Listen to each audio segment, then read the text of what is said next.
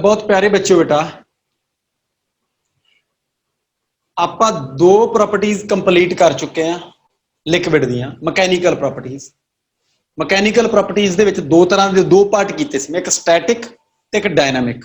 Static properties ਦੇ ਵਿੱਚ ਦੋ ਤਰ੍ਹਾਂ ਦੀਆਂ ਪ੍ਰੋਪਰਟੀਜ਼ ਸੀਗੀਆਂ, ਪਹਿਲੀਆਂ ਸੀ ਪ੍ਰੈਸ਼ਰ ਤੇ ਦੂਜੀ ਸੀ ਸਰਫੇਸ ਟੈਂਸ਼ਨ।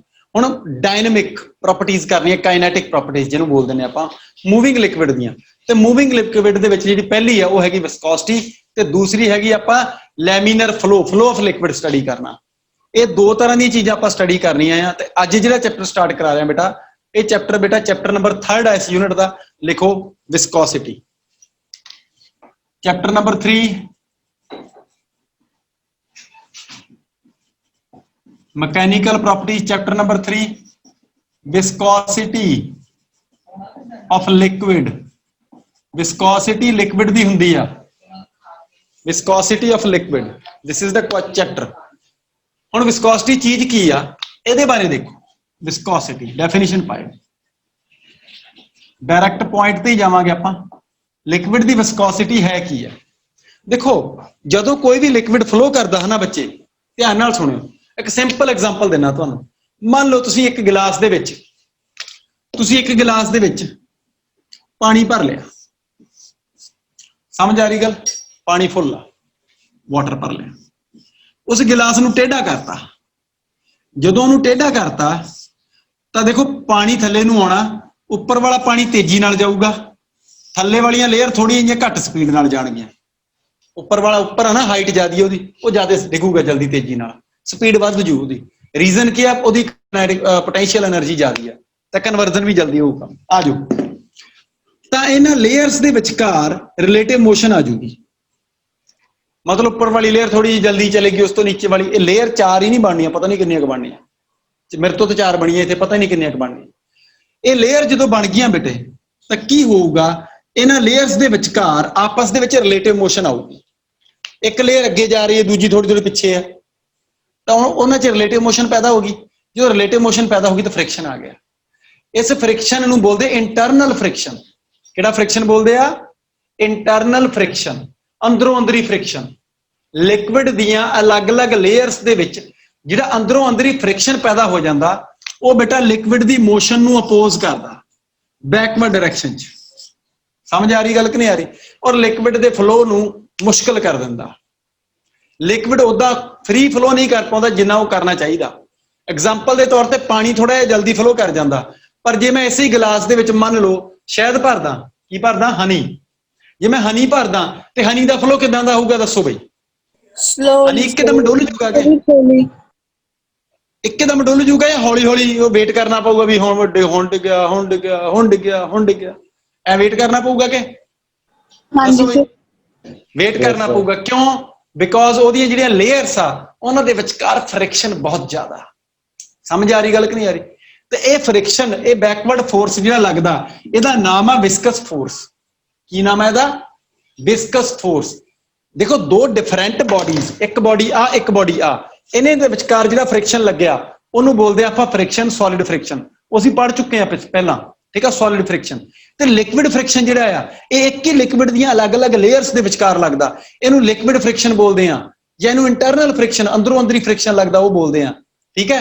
ਔਰ ਇਸ ਫ੍ਰਿਕਸ਼ਨ ਦਾ ਜਿਹੜਾ ਇਫੈਕਟ ਪੈਂਦਾ ਇਸ ਲਿਕਵਿਡ ਤੇ, ਉਹਨੂੰ ਬੋਲਦੇ ਆ ਵਿਸਕੋਸਿਟੀ of the liquid. Liquid the ਵਿਸਕੋਸਿਟੀ, liquid the ਵਿਸਕੋਸਿਟੀ liquid ਦੀ ਉਹ ਪ੍ਰੋਪਰਟੀ ਆ ਜਿਹੜੀ ਲਿਕਵਿਡ ਨੂੰ ਮੂਵ ਨਹੀਂ ਕਰਨ ਦਿੰਦੀ, ਜਿਹੜੀ ਲਿਕਵਿਡ ਨੂੰ ਫਲੋ ਨਹੀਂ ਕਰਨ ਦਿੰਦੀ, ਲਿਕਵਿਡ ਦੇ ਫਲੋ ਦੇ ਵਿੱਚ ਰੁਕਾਵਟ ਪਾਉਂਦੀ ਆ। बेटा जी गल समझ आ रही कि नहीं आ रही? yes, पता लग रहा? डेफिनेशन दियो, लिखियो डेफिनेशन दियो बेटा, लिखियो। The property of a liquid, the property of a liquid due to which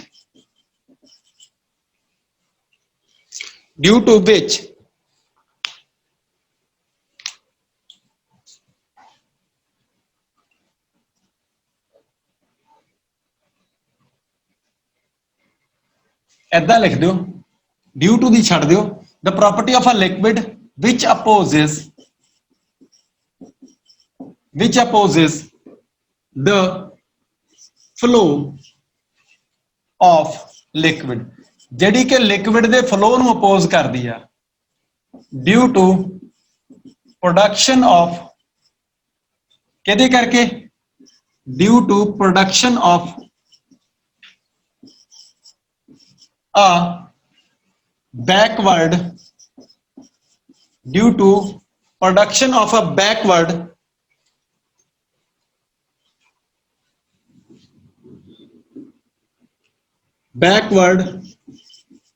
internal friction force, due to backward internal frictional force, backward direction ਚ ਜਿਹੜਾ frictional force ਪੈਦਾ ਹੁੰਦਾ internal ਅੰਦਰੋਂ ਅੰਦਰੀ, due to production of a backward internal frictional force between its layers,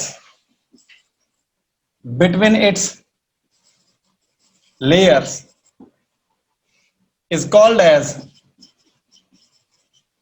ਕੀ ਬੋਲਦੇ ਇਹਨੂੰ, is called as viscosity, ਇਹਨੂੰ ਬੇਟਾ viscosity ਬੋਲਦੇ ਆ, is called as viscosity, ਇਹਨੂੰ viscosity ਬੋਲਦੇ ਆ। ਗੱਲ ਸਮਝ ਆ ਰਹੀ ਕਿ ਨਹੀਂ ਆ ਰਹੀ? ਕੰਟੀਨਿਊ ਕਰਾਂ? हाँ भाई, हाँ जी सर। कंटिन्यू करा, चलो आ जाओ। विस्कोसिटी है, विस्कोसिटी तो बाद अगली गल, जिहड़ा एरो ला के लिखो, जिहड़ा बैकवर्ड ड्रैगिंग फोर्स या बैकवर्ड फ्रिक्शनल फोर्स लग्या वाला, इहनूं बैकवर्ड ड्रैगिंग फोर्स भी बोल दिंदे आ, खिच के रखण वाला फोर्स, लिक्विड नूं फ्लो नहीं करन दिंदा, ठीक है। ये जिहड़ा फोर्स प्रोड्यूस हुंदा, इस फोर्स का नाम आ विस्कस फोर्स, ठीक है। जे तुसीं डायग्राम बनाउणा, तुसीं डायग्राम आ ना बनाओ, तुसीं आ वाला डायग्राम बनाओ, ठीक है। भी लिक्विड फ्लो कर रहा जी, उपरली लेयर तेज चलूगी, ध्यान रखियो, तो जिदा जिदा तुसीं नीचे वाल नूं जाओगे तो लेयर्स की स्पीड घटती जाऊगी, उपर वाली लेयर सब तो तेज चलूगी, उस तो थल्ले लिक्विड दीयां लेयर्स आ बेटा, इन्हां दी स्पीड हौली हौली घटती जाऊगी, ध्यान रखियो इस गल दा, ओके। तो इन्हां दो लेयर्स, एक लेयर उपर वाली एक आ वाली, इन्हां सारियां लेयर्स दे विचकार, वैसे तो मैं ग्राफ जिहड़ा बनाया, डायग्राम बनाया, इस लेयर दूर दूर शो कीतियां, एक्चुअली च एक दूजे दे नाल टच करके लंघदियां, ठीक है। इन्हां दे विचकार बैकवर्ड डायरेक्शन च फोर्स पैदा हो जाता, इस फोर्स नूं बोलदे विस्कस फोर्स एफ। बेटे जी समझ आ रही गल कि नहीं आ रही? आ वी मैक्स आ, ए वेलोसिटी मैक्सिमम आ वेलोसिटी मिनिमम आ, वी मिन लिख दिओ। मिनिमम वेलोसिटी नीचे वाली लेयर दी, मैक्सिमम वेलोसिटी उपर वाली लेयर दी है, and this is the water flow, ये लिक्विड दा फ्लो आ, फ्लो ऑफ लिक्विड, ठीक है। ये डायग्राम कादा, ये डायग्राम फ्लोइंग मूव कर रहे लिक्विड का डायग्राम बना लो। आ फ्रिक्शनल फोर्स लग गया, इनू बोलांगे विस्कस फोर्स, लिख दो, लिख दो द बैकवर्ड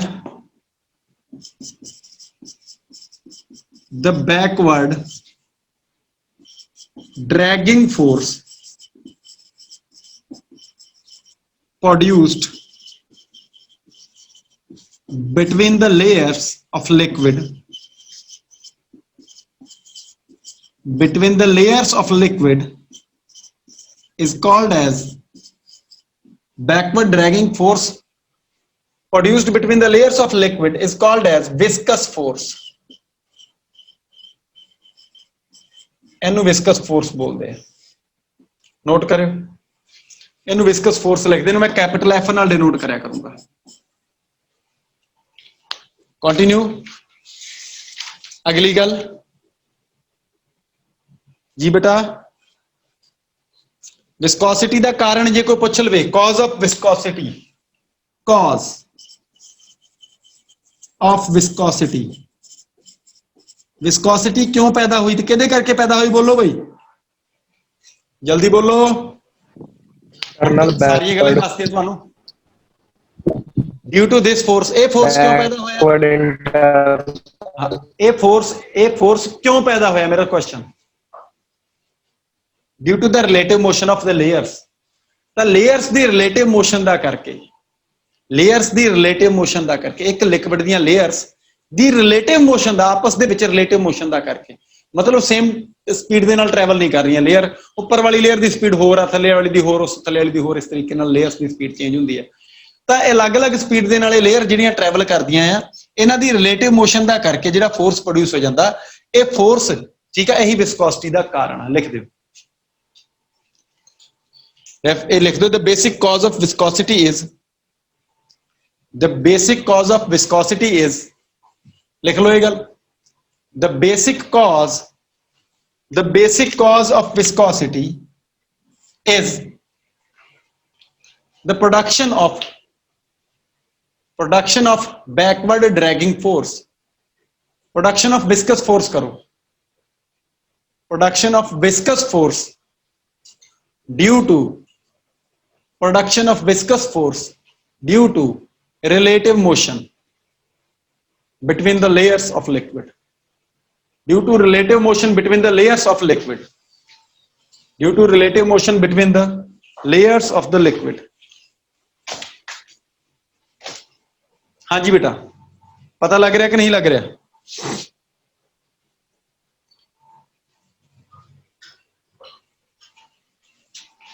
कंटिन्यू करांगे हुण आपां की करना साडा नवां टॉपिक जिहड़ा आ असीं एक पैरामीटर डिफाइन करना जिद्दां आपां पहला पैरामीटर डिफाइन कीता सी हरेक चैप्टर च इदां ही चलदा अपने ठीक है भी एक कांस्टेंट डिफाइन करना पैंदा हैगा वो कांस्टेंट दसूगा भी ये चीज की आ ठीक है समझ आ रही गल जिहदा सरफेस टेंशन सी ਉਹਦੇ ਵਿੱਚ टी पैरामीटर डिफाइन ਕੀਤਾ सरफेस टेंशन आ चीज आ ਹੁਣ सरफेस टेंशन ਜਿਹੜੀ ਆ ਉਹ ਕੀ ਆ फोर्स अपॉन लेंथ ਸੀ ਜਾਂ ਉਹ सरफेस एनर्जी ਸੀ ਉਸੇ ਤਰੀਕੇ ਨਾਲ ਇੱਥੇ डिफाइन ਕਰਾਂਗੇ ठीक है उस पैरामीटर ਨੂੰ ਬੋਲੂੰਗਾ मैं कोएफिशिएंट ऑफ विस्कोसिटी ਤਾਂ ਨਵਾਂ ਟੌਪਿਕ ਪਾ ਲਓ coefficient of viscosity coefficient of viscosity is the new topic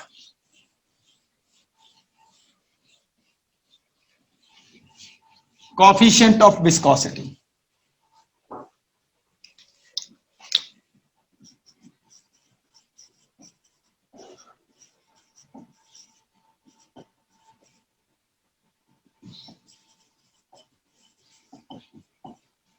coefficient of viscosity बेटा विस्कोसिटी दा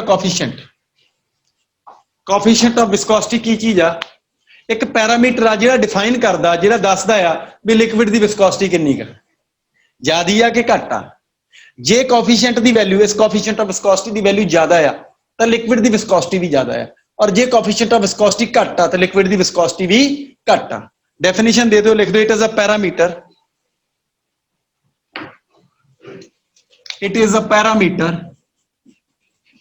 used it is a parameter used to measure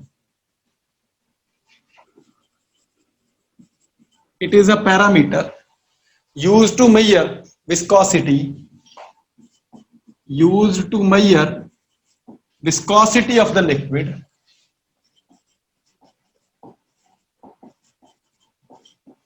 किसी लिक्विड की विस्कोसिटी ਨੂੰ मेजर करने वास्ते एक पैरामीटर है ਇਹਨੂੰ ਜਨਰਲੀ ਈਟਾ ਨਾਲ ਡਿਨੋਟ ਕਰਦੇ ਆ ਇਟ ਇਜ਼ ਡਿਨੋਟਡ ਬਾਈ ਈਟਾ ਤੁਹਾਨੂੰ ਡਾਈਮੈਂਸ਼ਨ ਵਾਲੇ ਚੈਪਟਰ 'ਚ ਮੈਂ ਕਈ ਥਾਵਾਂ ਤੇ ਈਟਾ ਦਾ ਯੂਜ਼ ਕਰਵਾਇਆ ਸੀ ਕੋਐਫੀਸ਼ੀਐਂਟ ਆਫ ਵਿਸਕੋਸਿਟੀ ਦਾ ਯੂਜ਼ ਕਰਵਾਇਆ ਹੋਈ ਜੇ ਯਾਦ ਹੋਊਗਾ ਤਾਂ m1 l -1 t -1 ਕੁਛ ਇਦਾਂ ਦਾ ਆਉਂਦਾ ਹੁੰਦਾ ਸੀ ਮਾੜਾ ਯਾਦ ਕਰਿਓ m1 l1 t -1 ਸੀ ਸ਼ਾਇਦ ਹੁਣ ਮੇਰੇ ਤਾਂ ਭੁੱਲ ਜਾਂਦਾ ਤੁਹਾਨੂੰ ਪਤਾ ਹੀ ਮੈਂ ਤਾਂ ਯਾਦ ਕਰਦਾ ਨਹੀਂ मेरे तो भुल ही जाती मिनट च चीज है ना आ जाओ तो कोएफिशिएंट ऑफ विस्कोसिटी जिहड़ा आ बेटे कोएफिशिएंट ऑफ विस्कोसिटी जिहड़ा आ इहदे विच की आ मैं ये मन्निया देखो ध्यान दे नाल सुन लियो गल समझण वाली आ मान लो भी मेरे को एक लेयर आई लिक्विड दी लेयर्स आ मैं ब्लू कलर दी बना देना मेरे को उपर वाली लेयर एक ये लेयर एनू जा रही है मैं लेयर ही तैयार करती एक लेयर मेरे को नीचे भी है इहदे नाल दी ये भी एनू जा रही पर रौला ये भी उपर वाली दी स्पीड ज्यादा है ते नीचे वाली दी घट आ भावें एरिया दोनों का कॉमन मान लेना मैं दोनों का एरिया इहदा भी ए ते इहदा भी ए मैं एरिया दोनों का कॉमन वड्डी छोटी ना बनायो ठीक है साइज दोनों का सेम कर दियो साइज दोनों का सेम कर दियो पर जे मान लो भी ऊपर वाली नीचे वाली की स्पीड जे 20 आ मान लो, तो ऊपर वाली की स्पीड लिखांगे v + dv, यानी कि dv स्पीड फालतू ऊपर वाली लेयर की। ये दो लिक्विड लेयर्स आ रेफरेंस लैवल आ साडे कोले, इनू मैं लिख देना reference level. Reference level, reference level की फस्ट लेयर की हाइट है जी वो मैं मान लेना x, और इन्होंने दोनों लेयर्स के विचकार की जी डिस्टेंस आ वो मान लेना मैं dx। ये डिस्टेंस लिख दो dx, दोनों लेयर्स बहुत नेड़े नेड़े आ, इन्हों के विचकार की डिस्टेंस है dx। आ ज्यादा लोड़ है सानू। ਇਹਦਾ मतलब यह है भी जे मैं लिक्विड के अंदर की स्टोरी चल रही है, ये सारा लिक्विड आ बेटा, ये उपर वाल लिक्विड आ, लिक्विड के अंदर की स्टोरी है भी दो लेयर्स आपस एक दूजे नाल टच करके जा रही हैं, आपस एक दूजे नाल टच कर रही हैं। तो जे एक लेयर तो दूजी लेयर तक मैं dx डिस्टेंस कवर करा, बहुत छोटी जी डिस्टेंस dx कवर करा, तो वेलोसिटी दे विच जिहड़ा इनक्रीज आ वो dv हो जाता। गल समझ आ रही कि नहीं आ रही? dv हो जाता। ओके, और इन्हां दोनों लेयर्स के विचकार बैकवर्ड ड्रैगिंग फोर्स तुहानूं पता ही सारिआं नूं, विस्कस फोर्स F पैदा हुंदा।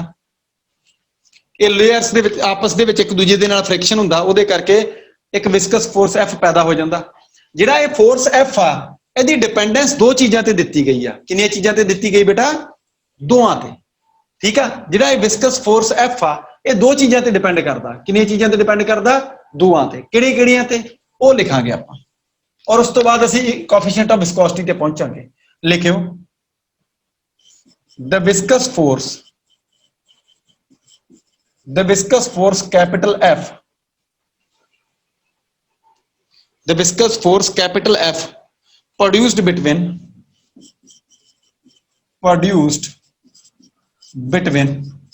two adjacent का मतलब नाल नाल लगदियां, two adjacent layers of liquid, two adjacent layers of liquid is किहते डिपेंड करता? ये फोर्स दो गल्लां ते डिपेंड करता। नंबर फस्ट, एक नंबर पहला, ये फोर्स बेटा डायरैक्टली प्रोपोर्शनल आ इन्हां दे कॉमन एरिया दे, यानी कि ऊपर वाली लेयर और नीचे वाली लेयर जिहड़ी आ उन्हां दा जिहड़ा कॉमन एरिया आ नीचे वाली लेयर दा ऊपर वाली लेयर दा दोनों दा एरिया किन्ना, दोनों दा कॉमन एरिया उस ते डिपेंड करता। ठीक है, directly proportional to, directly shortcut मार देने आप इत्थे इदां लिख देने F directly proportional to common area of two layers. दोनों लेयर्स का कॉमन एरिया पता लग रहा कि नहीं लग रहा? तो बेटे जिहड़ा कॉमन एरिया साडे कोले हैगा वो कॉमन एरिया कितना आया बेटा? वो मैं लिखिया F directly proportional to area ए। मैं ये मानदा भी इहदा भी एरिया ए और इहदा भी एरिया ए आ, तो ए कॉमन एरिया हो गया। नंबर दो, जिहड़ा फोर्स आ वो डायरैक्ट ए फोर्स किहड़ा है? Viscous force F। ये दूसरी चीज किहड़ी आ? दूसरी चीज है वेलोसिटी ग्रेडियंट। मतलब कि जिहड़ी रिलेटिव वेलोसिटी है ना, ऊपर वाली स्पीड ज्यादा थले वाली घट आ। समझ आ रही गल? तो डिस्टेंस दे नाल कितना वेलोसिटी चेंज हुंदा ਉਹਦੇ भी डायरैक्टली प्रोपोर्शनल आ। डिस्टेंस दे नाल velocity change in velocity per unit distance. Page दे ऊपर खाली था हैगा सारे कोले, उत्थे नोट करो एक चीज, जे मैं लिखा चेंज इन वेलोसिटी, पेज दे ऊपर लिखियो अपॉन डिस्प्लेसमेंट, मतलब डिस्प्लेसमेंट दे नाल कितना वेलोसिटी चेंज होया, ये होगा तुहाडा dv बाय dx। मतलब dx डिस्प्लेसमेंट कराया, dv चेंज हो गया वेलोसिटी का। ऊपर वाली लेयर dv स्पीड ज्यादा चल रही है थले वाली नालों, ਇਹਦਾ मतलब यह होया भी dv बाय dx, और dv बाय dx का नाम की आ?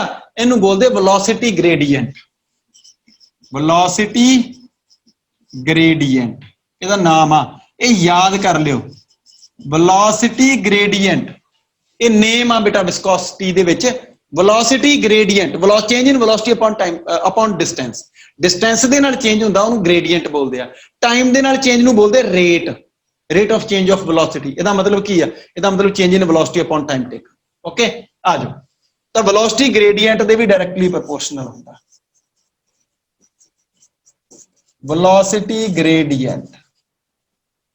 ਵੈਲੋਸਿਟੀ ਗ੍ਰੇਡੀਐਂਟ ਜਿਹੜਾ ਆ ਇਹ ਕਿੰਨਾ ਸਾਡੇ ਕੋਲੇ ਇਹ f ਡਾਇਰੈਕਟਲੀ ਪ੍ਰੋਪੋਰਸ਼ਨਲ ਆ ਗਿਆ ਮੇਰੇ ਕੋਲੇ dv by dx f directly proportional to ਆ ਗਿਆ ਬੇਟਾ ਮੇਰੇ ਕੋਲੇ dv by dx ਇਹ ਸਾਡੀ ਇਕੁਏਸ਼ਨ ਨੰਬਰ 1 ਤੇ ਆਹ ਵਾਲੀ ਇਕੁਏਸ਼ਨ ਨੰਬਰ 2 ਕਿਸੇ ਵੀ ਬੱਚੇ ਨੂੰ ਸ਼ੱਕ ਆ ਪੁੱਛ ਲਓ ਕਿਸੇ ਵੀ ਬੱਚੇ ਨੂੰ ਸ਼ੱਕ ਬੇਟਾ ਤੂੰ ਕੁਐਸਚਨ ਕਰ ਸਕਦਾ ਆਪਦਾ ਮੈਂ ਕੀ ਕਰਿਆ ਇਹਨਾਂ ਦੋਨਾਂ ਇਕੁਏਸ਼ਨਸ ਨੂੰ ਕੰਬਾਈਨ ਕਰਤਾ ਵੈਲੋਸਿਟੀ ਗ੍ਰੇਡੀਐਂਟ ਕਲੀਅਰ ਹੋ ਗਿਆ change in velocity upon displacement ਦੋ ਲੇਅਰਸ ਦੇ ਵਿਚਕਾਰ ਆ ਜਾਓ ਕੰਬਾਈਨਿੰਗ ਇਕੁਏਸ਼ਨ 1 ਐਂਡ 2 ਇਹਨਾਂ ਦੋਨਾਂ ਨੂੰ ਕੰਬਾਈਨ ਕਰ ਦਿਓ ਕੰਬਾਈਨਿੰਗ equation 1 and 2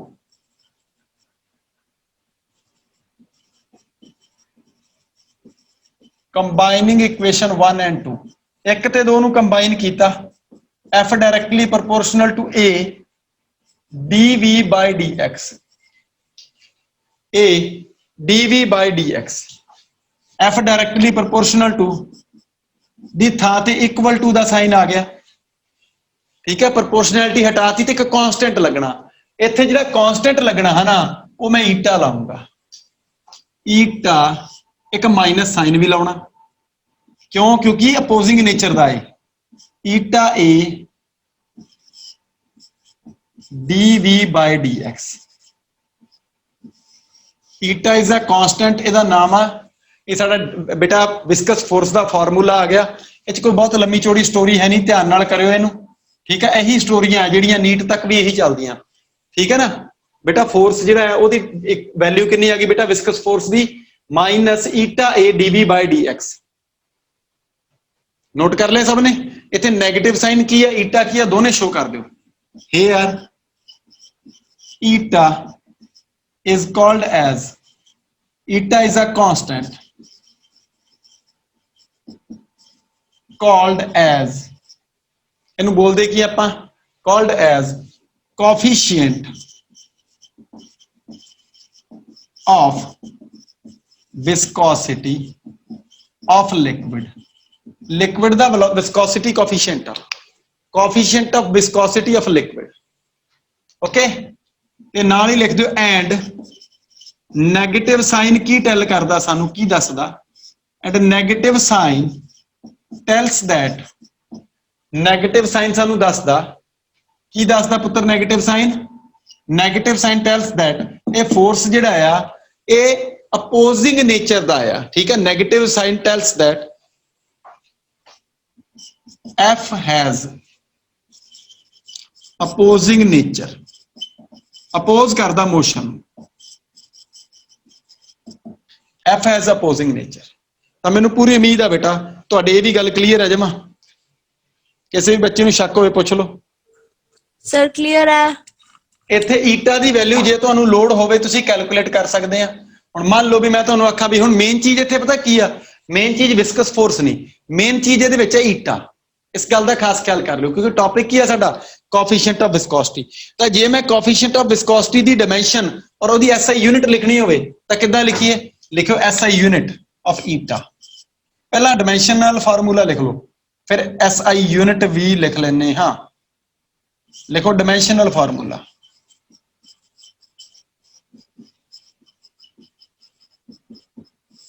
of Ita F ਦਾ ਨਹੀਂ ਕਰਨਾ ਈਟਾ ਦਾ ਕਰਨਾ ਈਟਾ ਦਾ ਡਾਈਮੈਂਸ਼ਨਲ ਫਾਰਮੂਲਾ ਤਾਂ ਈਟਾ ਦਾ ਡਾਈਮੈਂਸ਼ਨਲ ਫਾਰਮੂਲਾ ਕੀ ਆ ਮਾਈਨਸ ਛੱਡ ਦਾਂਗੇ f upon a dv by dx dv by dx f upon a dv by dx ਲਓ ਜੀ ਸਾਰਿਆਂ ਦੀ ਯੂਨਿਟ ਰੱਖ ਦਿਓ ਕੀ ਯੂਨਿਟ ਬਣਦੀ ਹੈ Newton upon meter square into meter per second into meter note ਕਰਿਓ ਧਿਆਨ ਨਾਲ ਵੈਲੋਸਿਟੀ ਦੀ ਮੀਟਰ ਪਰ ਸੈਕਿੰਡ ਔਰ dx ਦੀ ਮੀਟਰ ਤਾਂ ਬੇਟਾ ਮੀਟਰ ਦੇ ਨਾਲ ਆ ਮੀਟਰ ਤਾਂ ਕੈਨਸਲ ਹੋ ਗਿਆ ਸੈਕਿੰਡ ਉੱਪਰ ਚਲਾ ਗਿਆ ਤਾਂ ਈਟਾ ਦੀ ਯੂਨਿਟ ਆ ਗਈ ਬੇਟਾ ਨਿਊਟਨ ਇਨਟੂ ਸੈਕਿੰਡ ਔਰ ਮੀਟਰ ਦੀ power -2 into second, newton metre की power -2 into second. Okay, second ऊपर चला गया। इथों डिमेंशन यूनिट कटती, डिमेंशन कढ़नी है, चल कोई नहीं। इथों डिमेंशन देखो, हुण डिमेंशन बड़ी सौखी निकलूगी इथों। हालांकि मैं SI यूनिट कढ़ सकता ही, ठीक है। मैं इत्थे फोर्स की इत्थे लिख सकदा, चलो इत्थों कर दांगे, गल इक्को ही है, तुहानूं सारिआं नूं पता, ठीक है। बड़ी आसानी नाल न्यूटन फोर्स आ, फोर्स का dimensional formula M1 L1 T-2, time का हो गया T1, मीटर की पावर 2 यानी कि L की पावर -2, मीटर की पावर -2 मतलब L की पावर -2, ठीक है। ये साडा डिमेंशनल फार्मूला आ गया बेटा, देखो कितना आया, ये आया M1 L-1 T-1। चेक करो वही फार्मूला जो पहला करते होंगे सी। Yes, sir. M1 L-1 T-1, वही फार्मूला जो असी डिमेंशनल वाले चैप्टर के विच नूं करते होंगे सी। लवलीन बेटा समझ आ रहा पुत्र? ओ लवलीन, हाँ जी सर। बेटे क्लीयर हो रही गल्लां कि नहीं हो रही? हाँ जी सर। समझ भी आ रहा पुत्र? हाँ जी सर, दब के क्लियर है। हाँ दब के पढ़िया करो वधिया तरीके नाल। ईटा हो गया साडे कोले। इस तो बाद इहदी SI यूनिट लिखांगे, SI ते CGS यूनिट, बड़ी इंटरेस्टिंग है दोनों यूनिट। आ जाओ, इनू रब करदा बेटा, फार्मूला बहुत इंपॉर्टेंट है, इनू रब करन लग्या मैं इन्ने काम नूं। डिमेंशनल फार्मूले तो बाद लिखो SI यूनिट।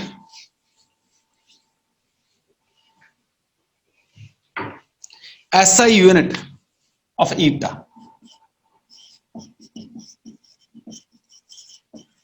ईटा दी SI यूनिट हुंदी पॉइजली, POISEUILLE, पॉइजली। ईटा दी SI यूनिट हुंदी पॉइजली, यानी कि जिहड़ा आपां न्यूटन मीटर ये वो लिखिया सी वो सारा पॉइजली सी, ठीक है। एक्चुअली च की आ, एक्चुअली च हैगी आ साडे कोले, किद्दां फाइंड कीती सी आपां, इहदी न्यूटन अपॉन मीटर, ठीक है। ये बनी सी न्यूटन मीटर की पावर -2 इंटू सेकंड। ये पॉइजली है, पॉइजली इज इक्वल टू इन्ना। समझ आ रही गल कि नहीं आ रही?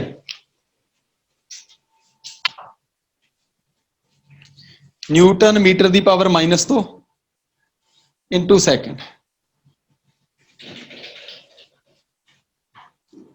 हो गया। यदि CGS भी लिखांगे, यदि CGS यूनिट है पॉइज, पॉइज, पॉइज की बनी, ये पॉइज में लिखनी हो तो पॉइज कितना लिखूंगा, this is equal to newton की थां ते डाइन, यदि थां ते सेंटीमीटर की पावर -2 और नाल सेकंड। डाइन सेंटीमीटर की पावर -2 नाल सेकंड। नोट कर ली सबने? नोट कर लिया बेटा? Yes sir. CGS ते SI यूनिट ते CGS यूनिट दोनों हो गया। मान लो डिफाइन करने को कह दे डिफाइन पॉइजली, पॉइजली डिफाइन करो, बच्चा डर जाता भी ये की आ गया, बच्चा डर जाता भी आ की गया साडे कोले। पॉइजली क्वेश्चन लिखो, क्योंकि ये बड़ियां अजीब जी यूनिट आ, ठीक है। लिखो डिफाइन वन पॉइजली, POISEUILLE, बड़ा अजीब जा नाम है पॉइजली, वन पॉइजली। पॉइजली की आ डिफाइन करना, आंसर देवांगे एज वी नो, जिद्दां कि असीं जानते हैं कि फोर्स की वैल्यू F जिहड़ी हुंदी viscous force, as we know viscous force F is equal to आ ईटा A dV/dx, जिहदे विच मैं माइनस का साइन लीव करता अपोजिंग नेचर का करके, तो मेरे को ईटा का फार्मूला उही पुराना जिद्दां अगे आया सी उदां ही आया, F/A dV/dx। नोट करो इत्थे F फोर्स आ, ए एरिया हैगा, एरिया सरफेस एरिया दोनों लेयर्स का जिन्हां दी गल कर रहे हैं, dV/dx आ वेलोसिटी ग्रेडियंट। जे आ भी यूनिट 1 न्यूटन होवे, जे आ भी 1 होवे, आ भी 1 होवे, सब कुछ 1 होवे, 1 1 एंड 1, तो ईटा 1 पॉइजली आजू कि नहीं आजू? क्यों भाई? है लिखियो। लो बई ਤੁਹਾਡੇ ਵਾਸਤੇ ਤੁਹਾਨੂੰ ਦੱਸਿਆ ਹੋਇਆ ਪਹਿਲਾਂ ਹੀ ਗਾਣਿਆਂ ਦਾ ਪ੍ਰਬੰਧ ਬਹੁਤ ਕੀਤਾ ਹੋਇਆ ਆਪਾਂ ਨੇ, ਠੀਕ ਹੈ। ਤੁਹਾਨੂੰ ਸੁਣਨ ਲੱਗ ਗਿਆ ਹੋਊਗਾ ਗਾਣਾ ਹੈ। ਕੰਸੈਂਟਰੇਟ।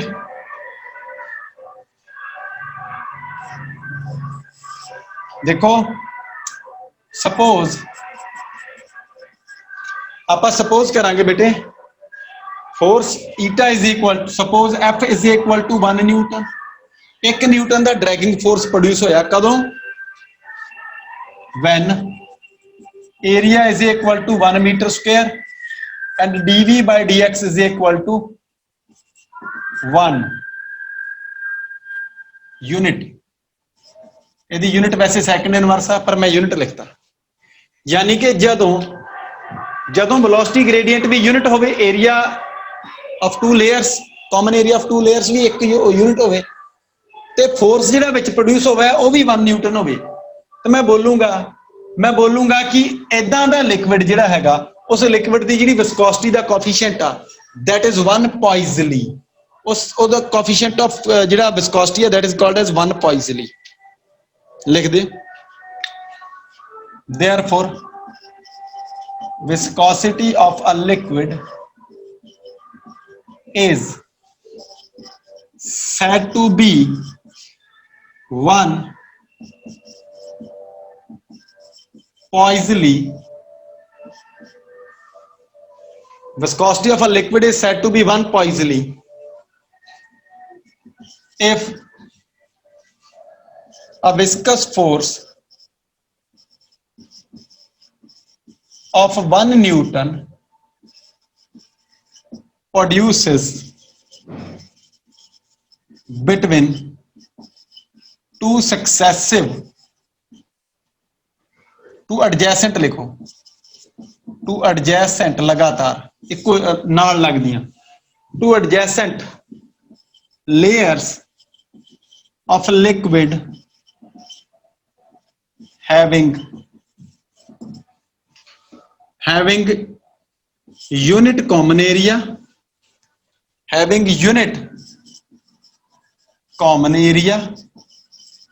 A ब्रैकेट च पा लो A is equal to 1 and unit velocity gradient।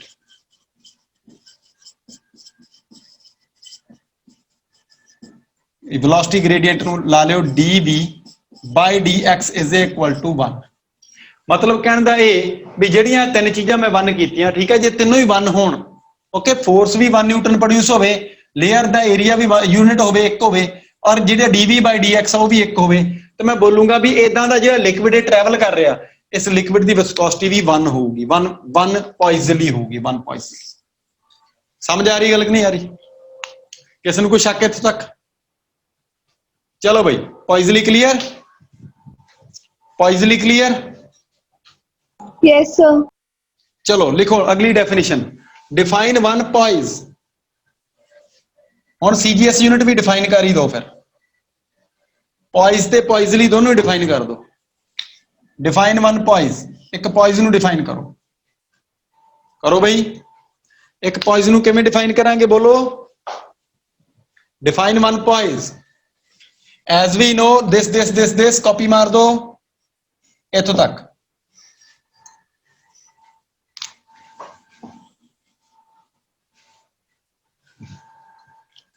इथों तक कॉपी करती?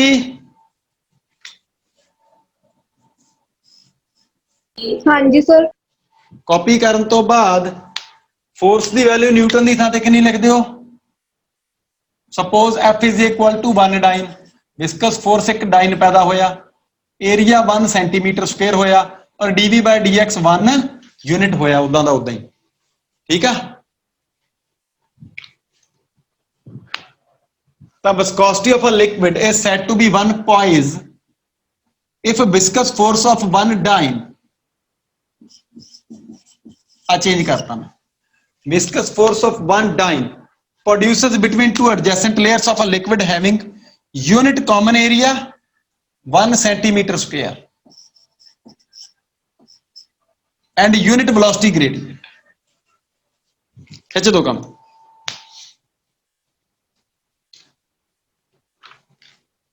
शाबाश।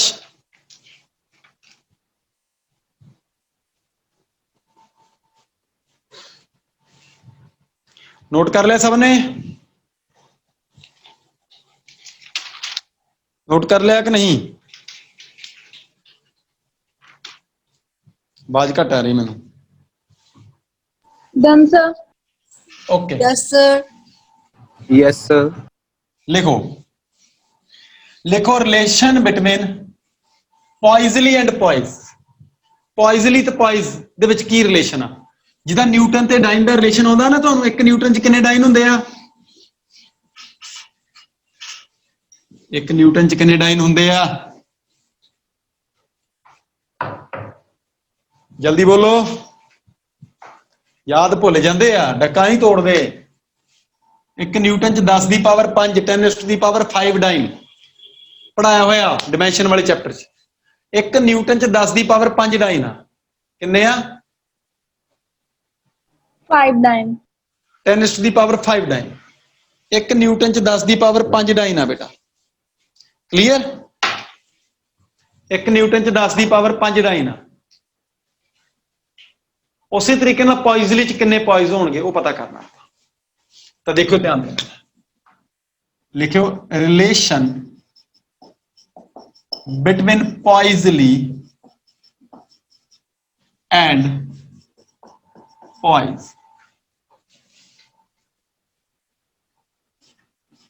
पॉइजली एंड पॉइज।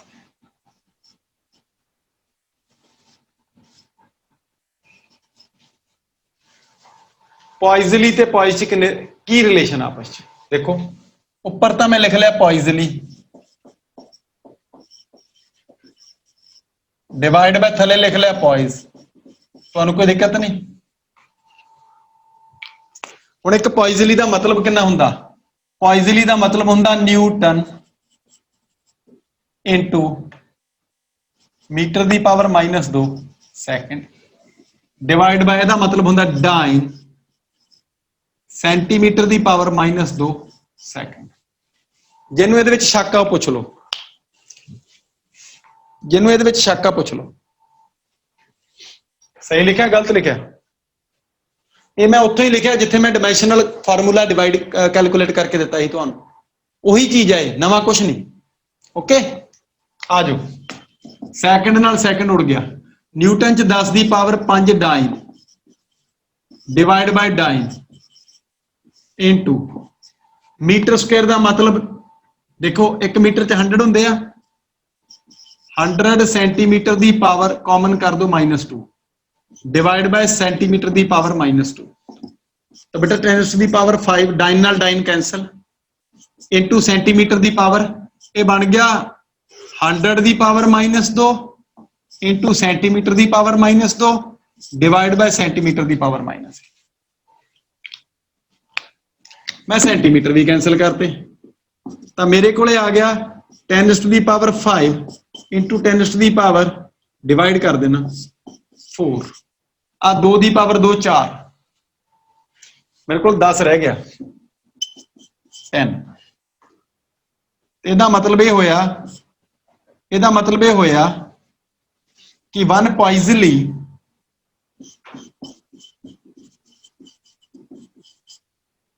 अपॉन 1 पॉइज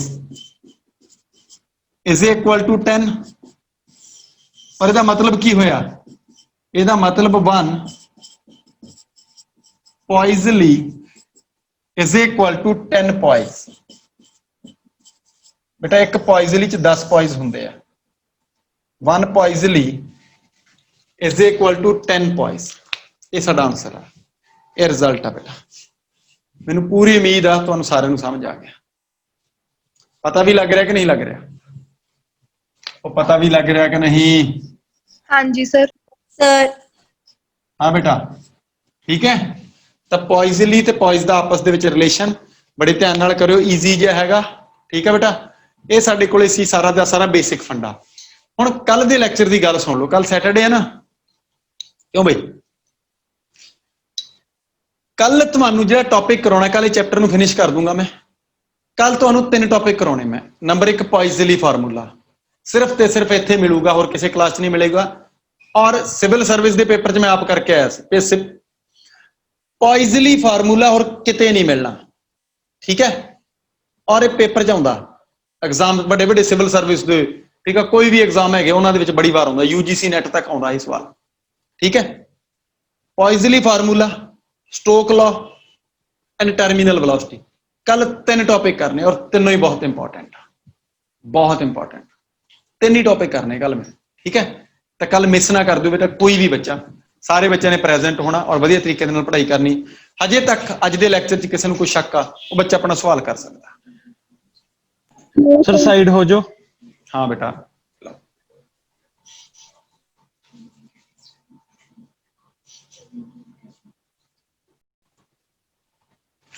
ਤਾਂ ਬੇਟਾ ਅੱਜ ਦਾ ਸਾਡਾ ਟੌਪਿਕ ਹੈਗਾ ਉਹ ਹੈਗਾ ਬੇਟਾ ਪॉइजली ਫਾਰਮੂਲਾ। ਪਹਿਲਾ पॉइजली, ਕੱਲ ਅਸੀਂ ਵਿਸਕੋਸਿਟੀ ਦੀਆਂ ਡੈਫੀਨੇਸ਼ਨ ਦੇ ਵਿੱਚ ਵਿਸਕੋਸਿਟੀ ਦੀ ਡੈਫੀਨੇਸ਼ਨ ਤੋਂ ਇਲਾਵਾ ਕੋਫੀਸ਼ੀਐਂਟ ਆਫ ਵਿਸਕੋਸਿਟੀ ਦੇਖਿਆ। ਕੋਫੀਸ਼ੀਐਂਟ ਆਫ ਵਿਸਕੋਸਿਟੀ ਦੇ ਯੂਨਿਟ ਇੱਕ SI ਯੂਨਿਟ ਪॉइजली ਸੀ ਔਰ CGS ਯੂਨਿਟ ਪॉइज ਸੀਗੀ।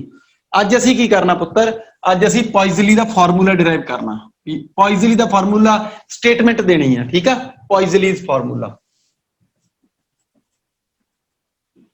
POISEUILLE, पॉइजली formula. ਤੁਹਾਨੂੰ ਪਤਾ ਹੀ ਆ ਵੀ ਜਿਹਦੇ ਨਾਮ ਤੇ ਹੁੰਦਾ ਉਹਨੇ ਸਟੱਡੀ ਕੀਤੀ ਹੁੰਦੀ ਹੈ, ਤਾਂ ਹੀ ਉਹਦਾ ਫਾਰਮੂਲਾ ਆਉਂਦਾ पॉइजली ਫਾਰਮੂਲਾ। ਇਹ पॉइजली ਦਾ ਫਾਰਮੂਲਾ ਬੇਟਾ ਲਿਕਵਿਡ ਦੇ ਫਲੋ ਵਾਸਤੇ ਹੁੰਦਾ, ਠੀਕ ਹੈ, ਲਿਕਵਿਡ ਦੇ ਫਲੋ ਵਾਸਤੇ ਹੁੰਦਾ। ਇਹ ਕੀ ਕਹਿੰਦਾ, ਇੱਕ ਵਾਰ ਸਟੇਟਮੈਂਟ ਲਿਖਿਓ, ਫਿਰ ਬਹੁਤ ਡਿਟੇਲ ਦੇ ਵਿੱਚ ਕਰਵਾਉਂਗਾ ਤੁਹਾਨੂੰ ਇਹਨੂੰ। ਲਿਖੋ, it states that volume of a liquid, it states that volume of a liquid flowing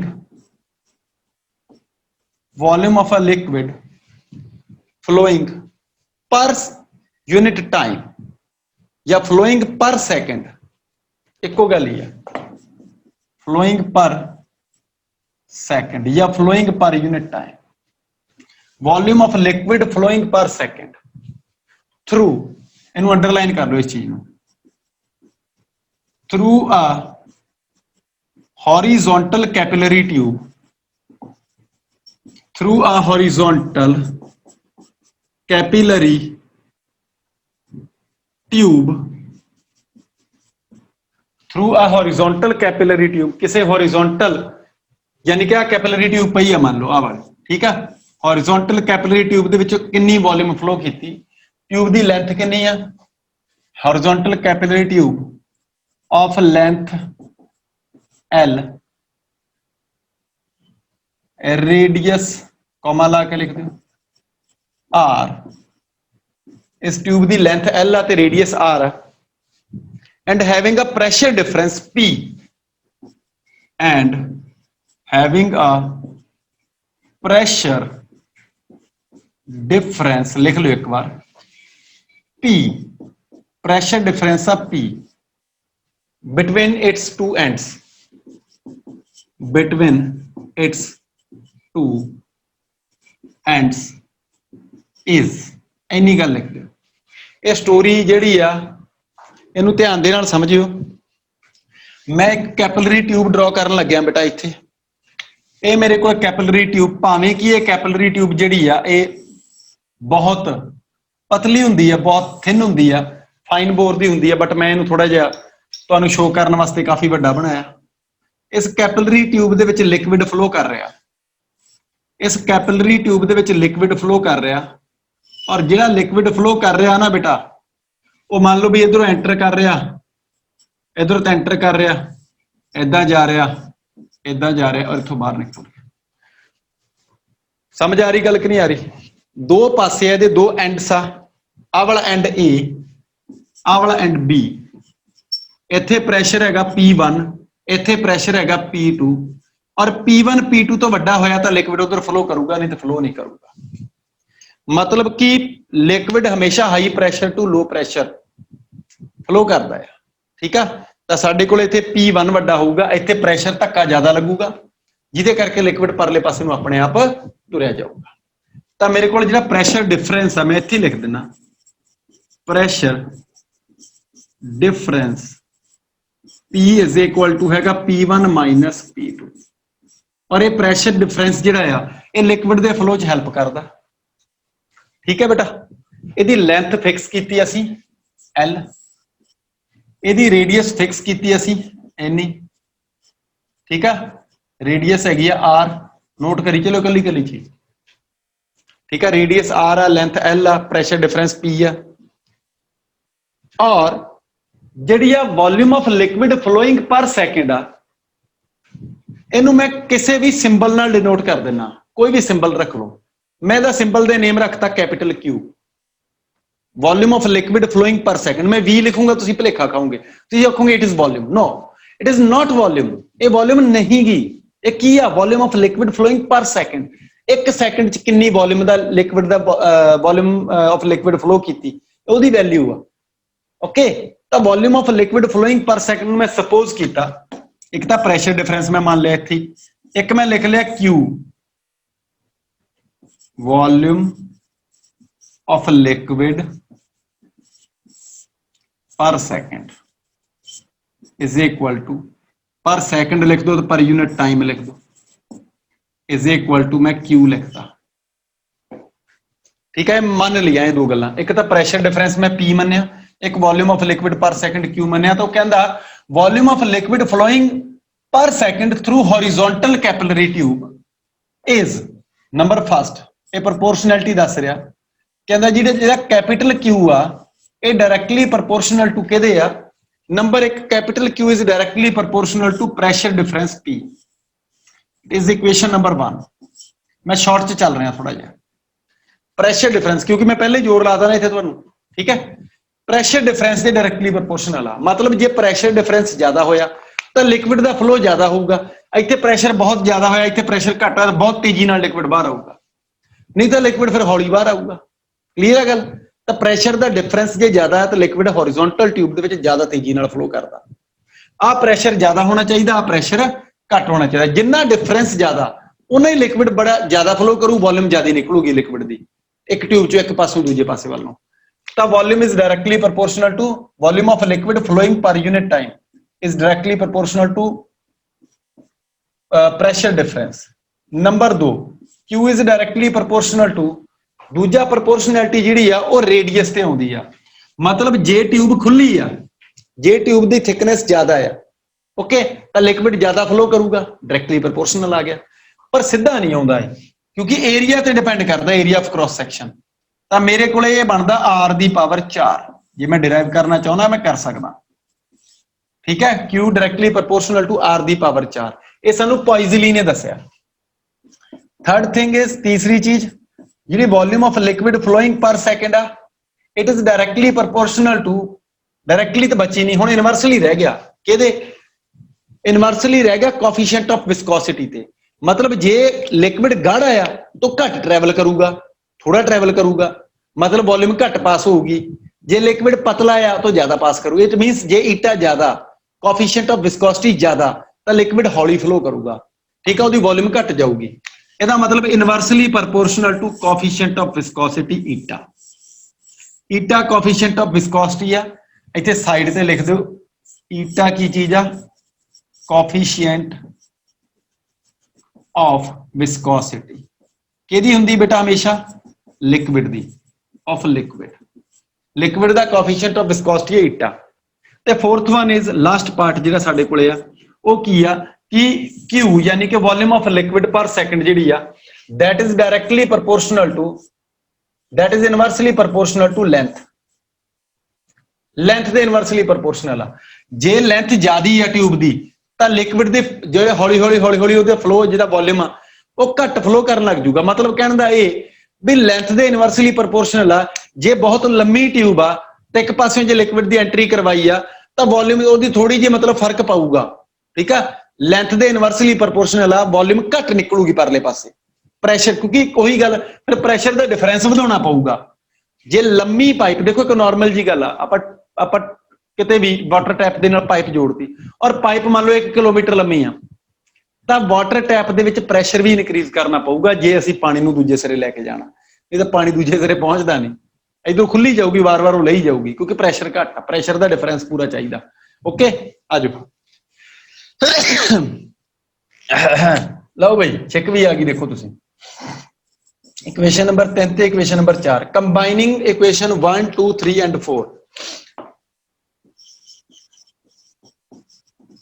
combining equation 1 2 3 and 4 चारा नू कंबाइन करता तो क्यू डायरेक्टली प्रोपोर्शनल मेरे को आ गया कितना आया पी आर दी पावर 4 ओवर ईटा एल। जो मैं प्रोपोर्शनैलिटी का साइन हटाया तो मेरे को एक कांस्टेंट लगूगा बेटा ਜਿਹੜਾ कांस्टेंट लगना ਉਹਨੂੰ मैं कुछ भी लिख सकदा फिलहाल पर ਉਹਦੀ वैल्यू मेरे को हैगी आ। पॉइजली ने ਉਹਦੀ वैल्यू भी कैलकुलेट करके ਦਿੱਤੀ ਆ ਤਾਂ ਕੀ ਲਿਖਾਂਗੇ प्रोपोर्शनैलिटी का साइन हटाया तो Q यानी कि volume of liquid flowing per second या per unit time that is equal to K P R दी पावर 4 ओवर ईटा एल। तो बेटा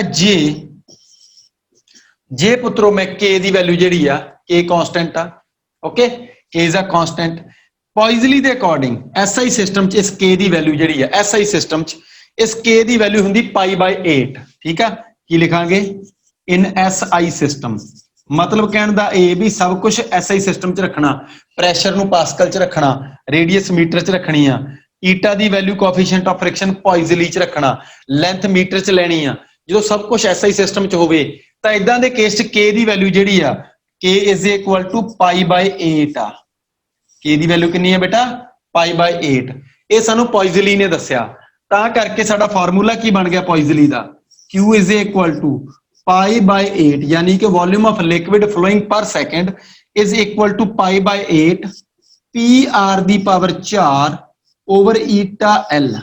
बड़े ध्यान दे नाल बेटा ये फार्मूले नू तुसीं करना वेरी इंपॉर्टेंट रिलेशन। ये साडा आंसर आ ये साडा रिजल्ट आ लिख दो दिस इज पॉइजलीज फार्मूला लिख दो इट इज पॉइजलीज फार्मूला। ये बेटा साडा पॉइजलीज फार्मूला है और मैनू पूरी उम्मीद आ कि तुहानू समझ आ रहा किसी नू कोई दिक्कत नहीं। बोलो भाई यस सर। ये पॉइजलीज फार्मूले नू बड़े ध्यान नाल करियो ये काम बहुत आउंदा बेटा। फार्मूला आया कित्थों थोड़ा जिहा ध्यान रखो प्रोपोर्शनैलिटी है पॉइजली ने जिद्दां दसी और इस फार्मूले नू तुसीं डायमेंशनली प्रूव कर सकदे आ इस फार्मूले नू तुसीं डायमेंशनली प्रूव कर सकदे हो सकदा किसी असाइनमेंट च मैं पाया होया भी होवे ठीक है डायमेंशन वाली किसी असाइनमेंट च फार्मूला पाया होगा और तुहानू आख्या सी प्रूव करो डायमेंशनली करैक्ट है कि नहीं है ये डायमेंशनली करैक्ट फार्मूला आ बस Q दी वैल्यू जिहड़ी आ ये हैगी आ volume of liquid per unit time इहदी जिहड़ी डायमेंशन बनदी आ वो वॉल्यूम अपॉन टाइम वाली बनदी आ जिहदे नाल दोने पासे जिहड़ी डायमेंशनस करैक्ट हो जांदियां। समझ आ रही गल कि नहीं आ रही इक्वल हो जांदी डायमेंशनस फार्मूला इज 100% करैक्ट। आ जाओ इस तो बाद मेरे को नवा लॉ आ बोलते स्टोक्स लॉ या स्टोक्स थ्योरम भी कह दिंदे आ। स्टोक्स थ्योरम वैसे एक अलग चीज आ मैथमेटिक्स आउंदी हुंदी आ ठीक है इत्थे असीं इहनूं स्टोक्स लॉ ही बोलांगे। स्टोक की कहंदा स्टोक ने एक सफीयर नूं एक मासिव सफीयर आ मेरे कोले स्फेरिकल बॉडी आ मास एम आ ਉਹਦਾ ਉਹਨੂੰ ਉਹਨੇ ਲਿਕਵਿਡ ਦੇ ਵਿੱਚ ਸਿੱਟਤਾ ਔਰ ਉਹ ਲਿਕਵਿਡ 'ਚ ਟਰੈਵਲ ਕਰ ਰਿਹਾ ਜਦੋਂ ਲਿਕਵਿਡ 'ਚ ਟਰੈਵਲ ਕਰਦਾ ਤੇ ਉਹਦੀ ਕਿਸੇ ਵੀ ਟਾਈਮ ਤੇ ਵੈਲੋਸਿਟੀ ਜਿਹੜੀ ਉਹ v ਆ ਤਾਂ ਲਿਕਵਿਡ ਉਹਨੂੰ ਫਲੋ ਨਹੀਂ ਕਰਨ ਦਿੰਦਾ ਬॉडी ਥੱਲੇ ਨੂੰ ਜਾ ਰਹੀ ਲਿਕਵਿਡ ਧੱਕਾ ਮਾਰਦਾ ਉਹਨੂੰ ਉੱਪਰ ਨੂੰ।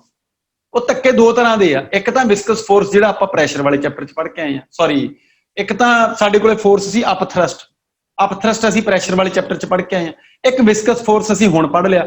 ਦੋ ਫੋਰਸ ਆ ਇਦਾਂ ਦੇ ਜਿਹੜੇ ਅਪੋਜ਼ ਕਰਦੇ ਉਹਦੀ ਮੋਸ਼ਨ ਨੂੰ ਤਾਂ ਉਹਦੇ ਤੇ ਨੈਟ ਫੋਰਸ ਕਿੰਨਾ ਲੱਗਦਾ ਉਹਦੀ ਵੈਲਿਊ ਸਾਨੂੰ ਸਟੋਕ ਨੇ ਦੱਸੀ ਬੜਾ ਅੱਛਾ ਰਿਲੇਸ਼ਨ ਆ ਛੋਟਾ ਜਿਹਾ ਇਹਨੂੰ ਕਰਾਂਗੇ ਲਿਖਿਓ Stokes law. Stokes law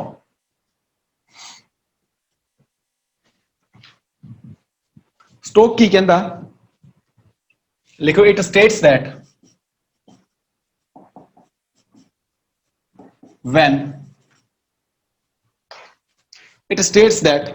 when a body is allowed to fall ਜਦੋਂ ਇੱਕ ਬੋਡੀ ਨੂੰ ਇੱਕ ਸਫੈਰੀਕਲ ਬੋਡੀ ਕਰ ਲਿਓ when a spherical body is allowed to fall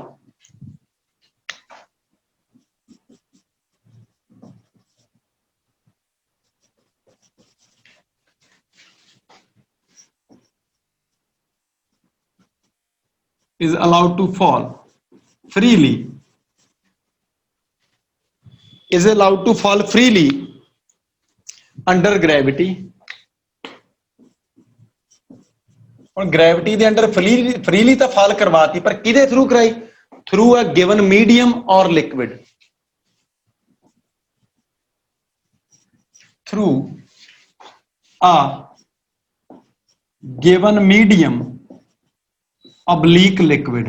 ਕਿਸੇ ਲਿਕਵਿਡ ਦੇ ਵਿੱਚੋਂ ਅਸੀਂ ਉਸ ਬਾਡੀ ਨੂੰ ਫਾਲ ਕਰਵਾਤਾ ਥਰੂ ਅ ਗਿਵਨ ਮੀਡੀਅਮ ਔਰ liquid, then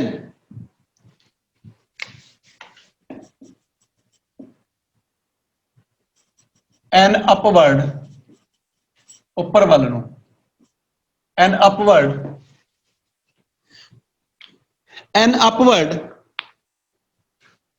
viscous force, viscous force ਬੋਲ ਸਕਦੇ ਆਪਾਂ ਇਹਨੂੰ, dragging force ਵੀ ਬੋਲ ਸਕਦੇ ਹਾਂ, viscous better ਆ ਕਿਉਂਕਿ viscosity ਚੱਲ ਰਿਹਾ। an upward viscous force produces, then an upward viscous force produces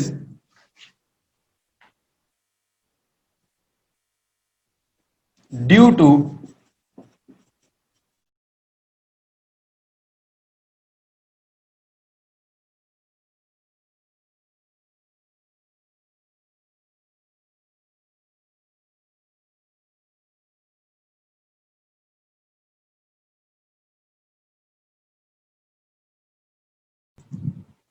ਤਾਂ ਬੇਟਾ ਦੇਖਿਓ ਆਪਾਂ ਸਟੋਕਸ ਲਾਅ ਦੇਖ ਰਹੇ ਹਾਂ, ਕਹਿੰਦਾ then upward viscous force produces due to relative motion, due to relative motion of the body and the liquid layers, of the body and the liquid layers, liquid ਦੀਆਂ ਜਿਹੜੀਆਂ ਲੇਅਰਸ ਆ ਨਾ ਬੇਟਾ, liquid ਦੀਆਂ ਲੇਅਰਸ ਔਰ ਜਿਹੜੀ body ਆ ਉਹਨਾਂ ਦੀ ਰਿਲੇਟਿਵ ਮੋਸ਼ਨ ਹੋ ਰਹੀ ਆ, ਉਹਦੇ ਕਰਕੇ ਇੱਕ ਵਿਸਕਸ ਫੋਰਸ ਪ੍ਰੋਡਿਊਸ ਹੋ ਜਾਂਦਾ। ਠੀਕ ਆ, ਵਿਸਕਸ ਫੋਰਸ ਪ੍ਰੋਡਿਊਸਸ। ਇਹ ਜਿਹੜਾ ਫੋਰਸ ਹੈ ਇਹਦੀ ਵੈਲਿਊ ਸਾਨੂੰ ਸਟੋਕ ਨੇ ਦੱਸੀ। ਕਿਹਨੇ ਦੱਸੀ? ਸਾਨੂੰ ਸਟੋਕ ਨੇ। ਉਹ ਕਹਿੰਦਾ ਵੀ ਦੇਖੋ ਗੱਲ ਸੁਣੋ, ਆ ਲਿਕਵਿਡ ਆ, ਲਿਕਵਿਡ ਦੇ ਵਿੱਚ ਇੱਕ ਬਾਡੀ ਆ ਬੇਟਾ, ਉਹ ਬਾਡੀ ਨੀਚੇ ਵੱਲ ਨੂੰ ਮੂਵ ਕਰ ਰਹੀ ਆ। ਬਾਡੀ ਦੀ ਰੇਡੀਅਸ ਸਾਨੂੰ ਦਿੱਤੀ ਆ r, ਠੀਕ ਹੈ। ਬਾਡੀ ਥੋੜੀ ਜਿਹੀ ਮੈਂ ਵੱਡੀ ਬਣਾ ਦਿੰਦਾ, ਸਫੈਰੀਕਲ ਬਾਡੀ ਆ, ਠੀਕ ਹੈ, ਨੀਚੇ ਵੱਲ ਨੂੰ ਜਾ ਰਹੀ ਆ, v ਇਹਦੀ ਸਪੀਡ ਆ, r ਇਹਦੀ ਰੇਡੀਅਸ ਆ, ਲਿਕਵਿਡ ਦੇ ਵਿੱਚ ਟਰੈਵਲ ਕਰ ਰਹੀ ਆ, ਲਿਕਵਿਡ ਦੇ ਵਿੱਚ ਟਰੈਵਲ ਕਰ ਰਹੀ ਹੈ ਥਰੂ ਦ ਲਿਕਵਿਡ। ਤਾਂ ਲਿਕਵਿਡ ਦੀਆਂ ਜਿਹੜੀਆਂ ਲੇਅਰਸ ਆ, ਠੀਕ ਹੈ, ਉਹ ਲੇਅਰਸ ਇਹਨੂੰ ਅਪੋਜ਼ ਕਰਦੀਆਂ ਮੋਸ਼ਨ ਤੋਂ। ਸਮਝ ਆ ਰਹੀ ਗੱਲ ਬਈ? ਆ ਦੇਖੋ ਇੱਥੇ ਲੇਅਰਸ ਆਊਗੀ, ਆ ਇੱਕ ਲੇਅਰ ਆ ਗਈ ਲਿਕਵਿਡ ਦੀ, ਉਹਨੂੰ ਤੋੜ ਕੇ ਜਾਊਗਾ, ਫਿਰ ਦੂਜੀ ਆ ਜਾਊਗੀ, ਉਹਨੂੰ ਵੀ ਤੋੜੂਗਾ, ਫਿਰ ਤੀਜੀ ਆ ਜਾਊਗੀ। ਮਤਲਬ ਲੇਅਰਸ ਜਿਹੜੀਆਂ ਨਾ ਲਿਕਵਿਡ ਦੀਆਂ, ਇਹ ਲੇਅਰਸ ਆਫ ਲਿਕਵਿਡ ਇਹਨੂੰ ਅਪੋਜ਼ ਕਰਦੀਆਂ ਇਹਦੀ ਮੋਸ਼ਨ ਨੂੰ। ਓਕੇ, ਔਰ ਲੇਅਰਸ ਆਫ ਲਿਕਵਿਡ ਜਦੋਂ ਅਪੋਜ਼ ਕਰਦੀਆਂ ਤਾਂ ਉੱਪਰ ਵੱਲ ਨੂੰ ਇੱਕ ਫੋਰਸ ਲੱਗਦਾ ਜਿਹਨੂੰ ਮੈਂ ਲਿਖਿਆ F, ਜਿਹਨੂੰ ਮੈਂ ਲਿਖਿਆ ਵਿਸਕਸ ਫੋਰਸ F। ਇਹ ਜਿਹੜਾ ਵਿਸਕਸ ਫੋਰਸ F ਆ, ਇਹਦੀ ਵੈਲਿਊ ਸਾਨੂੰ ਸਟੋਕ ਨੇ ਦੱਸੀ। ਕਹਿੰਦਾ the magnitude of the viscous force is given as, the magnitude of viscous force is given as, magnitude viscous force ਦਾ ਕੀ ਲਿਖਾਂਗੇ? F is equal to 6 pi eta RV। ਈਟਾ ਹੈਗਾ liquid the coefficient of ਵਿਸਕੋਸਿਟੀ। ਲਿਖ ਦਿਓ ਕੱਲੀ ਕੱਲੀ ਚੀਜ਼ ਕੀ ਕੀ ਆ, ਲਿਖ ਦਿਓ ਹੇਅਰ। ਇਹ ਯਾਦ ਕਰਨਾ ਪੈਣਾ ਫਾਰਮੂਲਾ, ਉਹਨੇ ਸਿੱਧਾ ਹੀ ਬੋਲਿਆ, ਕਹਿੰਦਾ ਜੀ ਫੋਰਸ ਇੰਨਾ ਲੱਗਦਾ 6 ਪਾਈ ਈਟਾ RV। ਤੁਹਾਡੇ ਲੈਵਲ ਤੇ ਦਾ ਪ੍ਰੂਫ ਹੈ ਨਹੀਂ, ਠੀਕ ਹੈ। ਲਿਖ ਦਿਓ ਹੇਅਰ। ਈਟਾ ਕੀ ਚੀਜ਼ ਹੈ ਬੇਟਾ? ਬੋਲੋ ਬਈ, ਈਟਾ ਕੀ ਆ?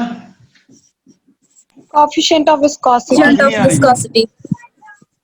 ਅਨਮੋਲ ਹੈਗਾ ਕਿ ਨਹੀਂ ਹੈਗਾ? ਈਟਾ ਹੈਗਾ coefficient of viscosity of liquid. R हैगा रेडियस ऑफ स्फीयर, गोले दी रेडियस। V हैगा ਉਹਦੀ वेलोसिटी।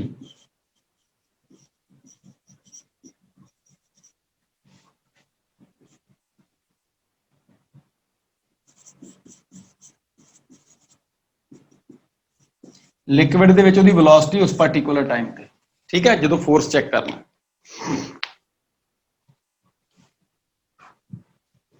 ਬੇਟੇ ਜੀ ਸਮਝ ਆ ਰਿਹਾ ਕਿ ਨਹੀਂ ਆ ਰਿਹਾ? ਇਸ ਤੋਂ ਬਾਅਦ ਨਵਾਂ ਟੌਪਿਕ ਆ ਸਾਡਾ ਟਰਮੀਨਲ ਵੈਲੋਸਿਟੀ। ਜੇ ਕਹਾਣੀ ਕਲੀਅਰ ਹੋਗੀ ਤਾਂ ਅਗਲਾ ਟੌਪਿਕ ਸਟਾਰਟ ਕਰਾਂ ਬੇਟਾ? Yes, sir. ਅਗਲਾ ਟੌਪਿਕ ਆ ਸਾਡਾ, next topic is terminal velocity.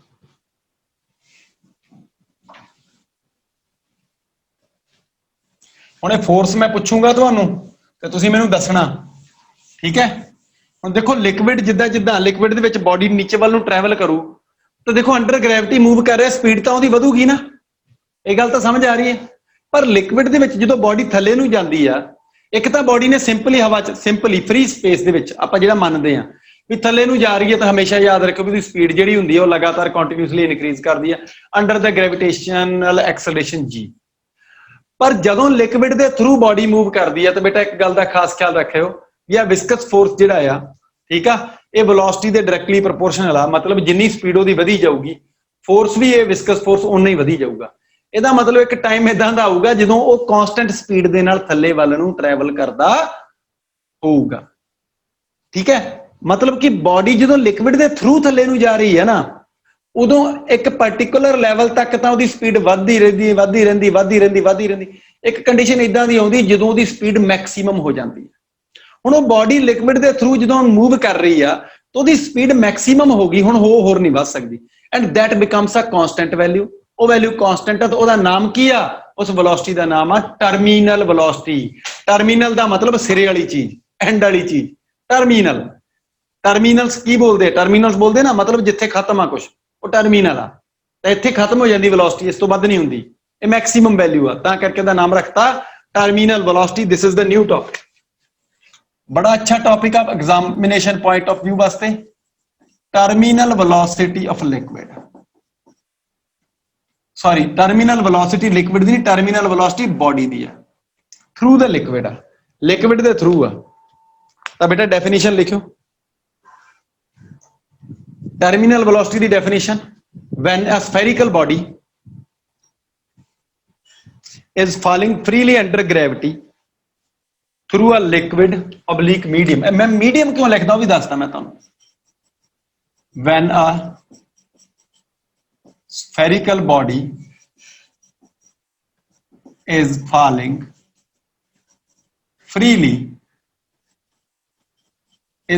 freely under gravity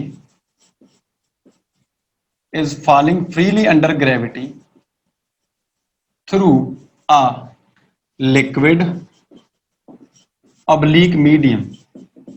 actually च मैं क्यों लिखदा हैगा, एक्चुअली च की हुंदा भी स्फेरिकल बॉडी कुछ दा स्फीयर है कोई, उन्होंने मैं पानी च सिटता तो पानी च ठानू जा रहा। अच्छा मान लो भी स्पेस दे विचों बदलां तो मींह आ रहा, वाटर ड्रॉपलेट्स आ रही, तो वाटर ड्रॉपलेट्स एटमोस्फेरिक मीडियम ਦੇ ਵਿੱਚੋਂ ਦੀ ਟਰੈਵਲ ਹੋ ਕੇ ਆਉਂਦੀਆਂ ਨਾ, ਤਾਂ ਵਾਟਰ ਡ੍ਰੌਪਲੇਟਸ ਵੀ ਇੱਕ ਟਰਮੀਨਲ ਵੈਲੋਸਿਟੀ ਅਟੇਨ ਕਰ ਲੈਂਦੀਆਂ। ਖਾਸ ਖਿਆਲ ਰੱਖ ਲਿਓ, ਹਵਾ ਇੱਕ ਮੀਡੀਅਮ ਆ, ਉਹਦੇ ਵਿੱਚ ਵਾਟਰ ਡ੍ਰੌਪਲੇਟ ਚੱਲਦੀ ਹੈ ਤੇ ਉਹਦੇ ਤੇ ਵੀ ਉੱਪਰ ਵੱਲ ਨੂੰ ਵਿਸਕਸ ਫੋਰਸ ਜਿਹੜਾ ਹੁਣੇ ਦੱਸਿਆ ਮੈਂ 6 ਪਾਈ ਈਟਾ ਆਰ ਵੀ ਲੱਗਦਾ, ਤੇ ਉਹ ਇੱਕ ਕਾਂਸਟੈਂਟ ਸਪੀਡ ਅਟੇਨ ਕਰ ਲੈਂਦੀ ਜਿਹਨੂੰ ਟਰਮੀਨਲ ਵੈਲੋਸਿਟੀ ਆਫ, ਐ ਕਹ ਲਓ ਵੀ ਰੇਨ ਡ੍ਰੌਪਸ, ਠੀਕ ਆ, ਰੇਨ ਡ੍ਰੌਪ ਦੀ ਟਰਮੀਨਲ ਵੈਲੋਸਿਟੀ ਉਹ ਵੀ ਹੋ ਜਾਂਦੀ ਹੈ। ਸਮਝਿਓ ਗੱਲ ਨੂੰ, ਠੀਕ ਹੈ? ਤਾਂ ਕਰਕੇ ਮੈਂ ਇੱਥੇ ਮੀਡੀਅਮ ਲਿਖਦਾ। ਤਾਂ ਲਿਖਿਓ when a spherical body is falling freely under gravity through a liquid oblique medium, ठीक है ना, through a liquid oblique medium, then the maximum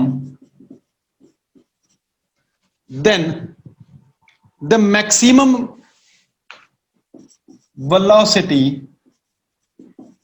attained by the body,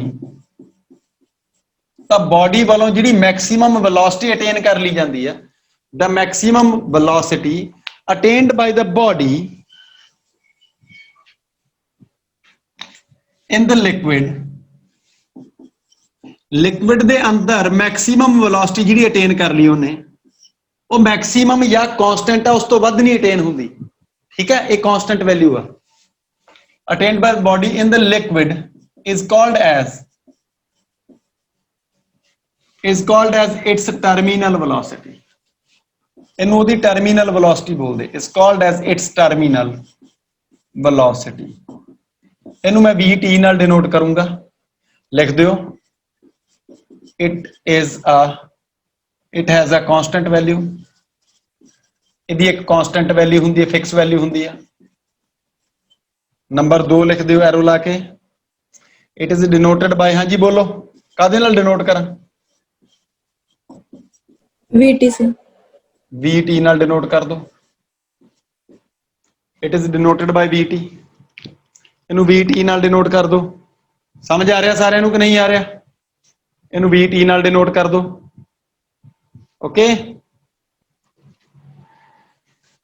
ਨਵੀਂ ਲਾਈਨ ਤੇ ਗੱਲ ਲਿਖ ਲਿਓ ਥੋੜੀ ਜੀ। ਵੈਸੇ ਤਾਂ ਅਸੀਂ ਤਾਂ ਡੈਰੀਵੇਸ਼ਨ ਕਰਾਂਗੇ ਟਰਮੀਨਲ ਵੈਲੋਸਿਟੀ ਦਾ। ਲਿਖ ਦਿਓ as the terminal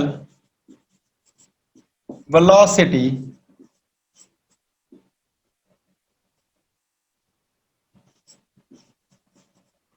is a constant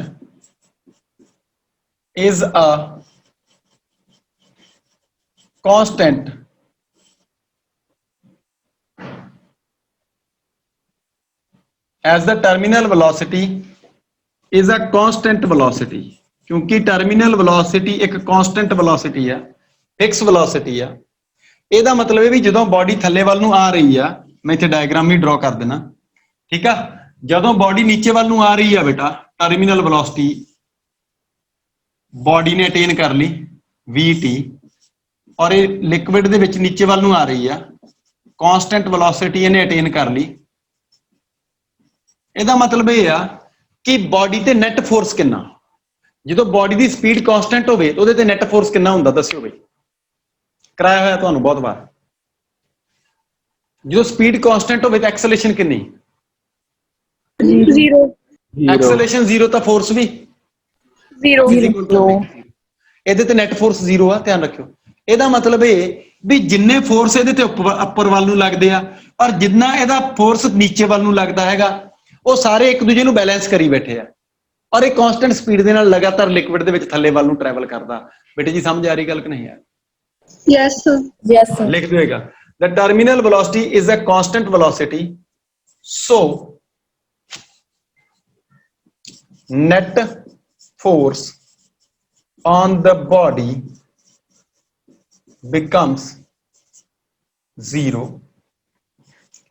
body ਤੇ net force 0 ਹੋ ਜਾਊਗਾ। that is net upward force must be equal to net downward force। क्यों भाई, गल समझ आ रही कि नहीं आ रही है? yes sir एक की पॉइंट है टर्मिनल वेलोसिटी दे ਜਿਹੜੇ ਕਿ ਮੈਂ ਇੱਥੇ ਲਿਖਤੇ ਆ। ਹੁਣ ਮੈਂ ਕੀ ਕਰਨਾ, ਡਾਇਗਰਾਮ ਤੁਸੀਂ ਨਾਲ ਡਰਾ ਕਰ ਸਕਦੇ। ਠੀਕ ਹੈ, ਆ VT ਕਾਂਸਟੈਂਟ ਆ, ਫਿਕਸ ਆ, VT ਕਾਂਸਟੈਂਟ ਆ। ਇਹਦਾ ਮਤਲਬ ਡਾਊਨਵਰਡ ਫੋਰਸ ਔਰ ਅਪਵਰਡ ਫੋਰਸ ਦੋਨੋਂ ਬਰਾਬਰ ਹੋਣਗੇ, ਉੱਪਰ ਵੱਲ ਨੂੰ ਵੀ ਲੱਗਣਗੇ, ਥੱਲੇ ਵੱਲ ਨੂੰ ਵੀ ਲੱਗਣਗੇ। ਉਹ ਮੈਂ ਗਾਂ ਵਾਲੇ ਡਾਇਗਰਾਮਸ ਦੇ ਵਿੱਚ ਲਿਖ ਦੂੰਗਾ। ਠੀਕ ਹੈ, ਕਿਉਂਕਿ ਆਪਾਂ ਇੱਕ ਡਾਇਗਰਾਮ ਬਣਾ ਕੇ ਇਹਨੂੰ ਡਿਰਾਈਵ ਕਰਨਾ, ਇਹਦਾ ਫਾਰਮੂਲਾ ਛੋਟਾ ਜਿਹਾ ਫਾਰਮੂਲਾ। ਵੈਸੇ ਤਾਂ ਮੈਂ ਇੱਥੇ ਡਿਰਾਈਵ ਕਰ ਸਕਦਾ ਹੀ, ਬਟ ਮੈਂ ਅਲੱਗ ਤੋਂ ਡਿਰਾਈਵ ਕਰਾਉਣਾ ਚਾਹੁੰਦਾ ਤੁਹਾਨੂੰ। ਲਿਖੋ expression for terminal velocity, formula ਇਹਦੇ ਡਿਰਾਈਵ ਕਰਨ ਲੱਗਿਆ ਮੈਂ। ਮੈਨੂੰ ਪਤਾ ਲੱਗ ਗਿਆ ਵੀ ਇਹ ਟਰਮੀਨਲ ਵੈਲੋਸਿਟੀ ਜਿਹੜੀ ਇਹ ਕਾਂਸਟੈਂਟ ਹੋ ਗਈ। ਠੀਕ ਹੈ, ਹੁਣ ਆਪਾਂ ਇਹਦਾ ਫਾਰਮੂਲਾ, ਔਰ ਮੈਨੂੰ ਇੱਕ ਗੱਲ ਇੱਥੋਂ ਕਲੀਅਰ ਹੋ ਗਈ ਵੀ ਨੈਟ ਅਪਵਰਡ ਤੇ ਨੈਟ ਡਾਊਨਵਰਡ ਫੋਰਸ ਇਕੁਅਲ ਆ। ਬਸ ਇਹ ਚੀਜ਼ ਮੈਂ ਲੈ ਕੇ ਚੱਲੂੰਗਾ। ਹੁਣ ਗੱਲ ਸਮਝ ਆ ਰਹੀ ਆ? क्यों भाई, आ जाओ। जी सर लिखो expression for terminal velocity, formula expression for terminal velocity. नवा topic, expression for terminal velocity. बेटे टर्मिनल वेलोसिटी का एक्सप्रेशन डिराइव करना मैं, या फॉर्मूला फॉर टर्मिनल वेलोसिटी। ठीक है, तो मैं आही डायग्राम ड्रॉ कर लिया जिहदे विच लिक्विड आ, बॉडी आ लिक्विड आ, नीचे वाल नूं इहदे फोर्स जिहड़ा लग रहा और उपर वाल नूं जिहड़ा फोर्स लग रहा वो मैं फोर्स लिखूंगा। ठीक है,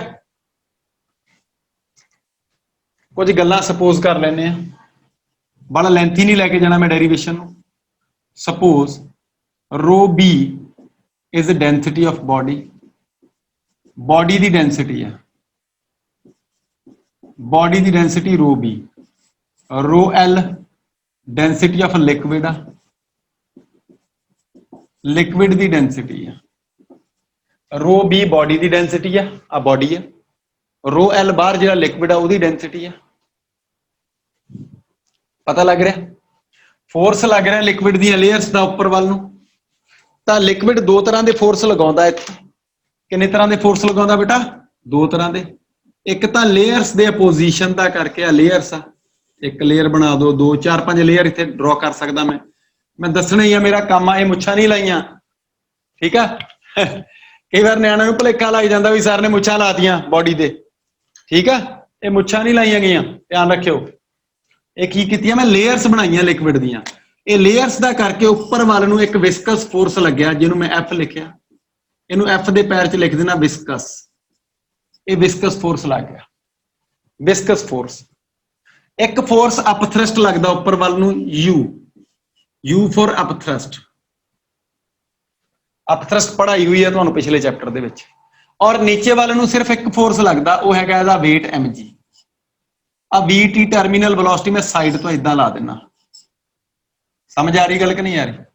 ठीक है, we T A the terminal velocity जिहड़ी कि कांस्टेंट आ, ये मैं साइड ते लिखता, विचाले मैं इहदे वेट लाता, वेट आ इहदा एम जी, मास इहदा एम होवे ते वेट एम जी। जिहनूं समझ नहीं आई पुछ लो बई। हुण अपवर्ड ते डाउनवर्ड फोर्स बराबर करने, होर कुछ नहीं करना, मेरा आंसर आ जाऊगा। मैं कम ही इन्ना करना। क्लीयर है कि नहीं क्लीयर है? रो एल लिक्विड की डेंसिटी, रो बी बॉडी की डेंसिटी। ओके, समझ आ रही गल कि नहीं आ रही? अच्छा, एक वी मान लेना मैं, वी की आ वॉल्यूम ऑफ बॉडी, बॉडी की वॉल्यूम। और जिन्नी बॉडी की वॉल्यूम आकी उन्हें बॉडी ने उन्ना लिक्विड पासे किया कि नहीं किया? जिन्नी बॉडी की वॉल्यूम आ उन्हें आपकी बॉडी ने अपनी वॉल्यूम के बराबर का लिक्विड साइडा ते करता ना, तो equal to volume of liquid displaced, volume of body is equal to volume of liquid displaced. ये मैं दो तीन गल्लां सपोज कीतियां, मेरी स्टोरी उत्थे ही खड़ी है जे, क्योंकि वेलोसिटी कांस्टेंट है तो नेट फोर्स जीरो। ठीक है, की लिखांगे? Since terminal velocity, since terminal velocity is constant, क्योंकि टर्मिनल वेलोसिटी कांस्टेंट है, therefore F net is equal to zero. So net upward force must be equal to net downward force. मैं वही story दोबारा चलाती जी पहला समझाई सी, बड़े ईजी वे दे नाल दसिया, किसी को कोई दिक्कत नहीं होनी चाहिए, कोई लेंथी नहीं, कोई कहानी नहीं पाई, कुछ नहीं किया आपां ने। आपां एक ही गल लिखी भी टर्मिनल वेलोसिटी कांस्टेंट होने दे करके नेट फोर्स बॉडी ते जीरो हो गया। आ जाओ, नेट अपवर्ड फोर्स दे विच दो फोर्स लगे बेटा, एक तो लग्या viscous force, viscous force plus एक लग्या अप थ्रस्ट ऑफ लिक्विड। मैं कंप्लीट लिखा इतने, up thrust of liquid is equal to downward force weight of body, body का वेट। बॉडी ते लगन वाले सारे फोर्सेस जिहड़े आ वो मैं लिखते, विस्कस फोर्स लिक्विड लगा रहा बॉडी ते, अप थ्रस्ट भी लिक्विड लगा रहा और वेट बॉडी का अपना वो डाउनवर्ड। तो बेटा विस्कस फोर्स होंदा 6 पाई, इनू मैं लिख भी देना F viscous plus up thrust you, पढ़ी हुई है तुसी, इज इक्वल टू वेट हो गया साडे कोले कितना बॉडी का, एम जी कहदा। विस्कस फोर्स की value 6 pi eta R V, R is the radius of the body. Up thrust कितनी, अप थ्रस्ट पढ़ाई हुई है तुहानू, up thrust is equal to weight of liquid displaced, up thrust is equal to V rho G, याद आ? Yes, sir. V V rho L G, rho L ਤਾਂ ਹੀ ਮੈਂ ਪਹਿਲਾਂ ਡਿਫਾਈਨ ਕਰਤਾ, ਡੈਂਸਿਟੀ ਆਫ ਲਿਕਵਿਡ। ਔਰ ਬੋਡੀ ਦੀ ਜਿਹੜੀ ਹੈਗੀ ਮਾਸ, ਉਹਨੂੰ ਲਿਖਾ ਡੈਂਸਿਟੀ ਇਨਟੂ ਵੋਲਿਊਮ ਜਾਂ volume into density. Volume body ਦੀ ਔਰ ਵੋਲਿਊਮ ਲਿਕਵਿਡ ਡਿਸਪਲੇਸ ਦੀ ਸੇਮ ਆ, ਤਾਂ ਵੋਲਿਊਮ ਤਾਂ ਰਹੇਗੀ V, ਪਰ ਬੋਡੀ ਦੀ ਡੈਂਸਿਟੀ ਰੋ B ਹੈ, ਤਾਂ V rho G ਆ, V rho G ਆ, ਪਰ ਆ rho L ਆ, rho B ਆ। फाइंड की करना, बोलो भाई, फाइंड की करना, इनू V नू VT लिखो, टर्मिनल वेलोसिटी फाइंड करनी सी VT। ਇਹਦਾ मतलब बाकी पासा सारा कुछ परले पासे ले जी, तो मेरे को आया 6 pi eta R VT। Simple mathematics रह गया, आंसर आ गया simple mathematics, V rho BG minus V rho LG। बेटा 6 pi eta R VT is equal to V ले लिया मैं कॉमन, विच रह गया rho B minus rho L into G। जिन्हों समझ नहीं आया पूछ लो। मेरा डेरिवेशन कंप्लीट होने वाला, मैं जे VT की वैल्यू फाइंड करनी है तो मैं इधर डिवाइड कर दूंगा, तो मैनू VT मिल जूगा। इथों टर्मिनल वेलोसिटी VT कितनी आ गई बेटा, volume into rho B minus rho L। ये वॉल्यूम बॉडी दी भी आ, ये वॉल्यूम लिक्विड दी भी आ। V रो B लिक्विड जो डिस्प्लेस होया उसदी वॉल्यूम नहीं है, ठीक है ना। V into rho B minus rho L into G divide by 6 pi eta R। This is the terminal velocity. ये पुत्र टर्मिनल वेलोसिटी का फार्मूला आ गया तुहाडा। मुश्किल तो नहीं लग्या किसी नूं हजे तक? नहीं सर। बहुत ही आसान फार्मूला, कोई मुश्किल है नहीं। ये एक काम आपां होर करते हैं, क्योंकि बॉडी स्फेरिकल आ, उसदी रेडियस का सानूं पता है, तो वॉल्यूम इज इक्वल टू कितनी हुंदी है 4/3 पाई आर क्यूब नहीं हुंदी स्फीयर दी। स्फीयर दी वॉल्यूम याद है सबनूं, 4/3 pi R cube. Value put कर दो, तो बेटा VT is equal to 4/3 pi R cube rho B minus rho L into G divide by 6 pi eta R। तो बेटा जो कैंसल होंदा उन्होंने कैंसल कर दो, जो तुहाडे मसले हल होंदे कर दो। पाई दे नाल पाई उड़ गया, R दी पावर 2 रह गई, आ 6 हैगा 3 2/18 आ जाऊगा, ठीक है। जे मैं इनू कैलकुलेट करा तो मेरे को आंसर कितना आ गया, VT इज इक्वल टू जे 4/18 आया तो मेरे को 2/9 बच गया है। सॉल्व करके तुहानू कितना मिलूगा 2/9। R दी पावर 3 हैगी, इत्थे 1 हैगी आ, R स्क्वेयर बच गया, इत्थे नाल बच गया rho B minus rho L into G ते डिवाइड बाय बच गया ईटा।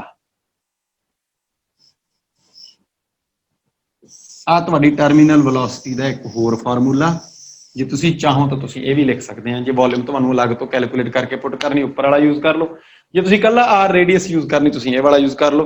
This is the expression for terminal velocity. ये मेरे को टर्मिनल वेलोसिटी का एक्सप्रैशन आ, और मैनू पूरी उम्मीद है बेटा कि तुहानू सारिਆਂ ਨੂੰ समझ आ रहा। Clear sir. क्लियर है ना, सौखा बहुत मुश्किल नहीं गा, ये बहुत आसान आ।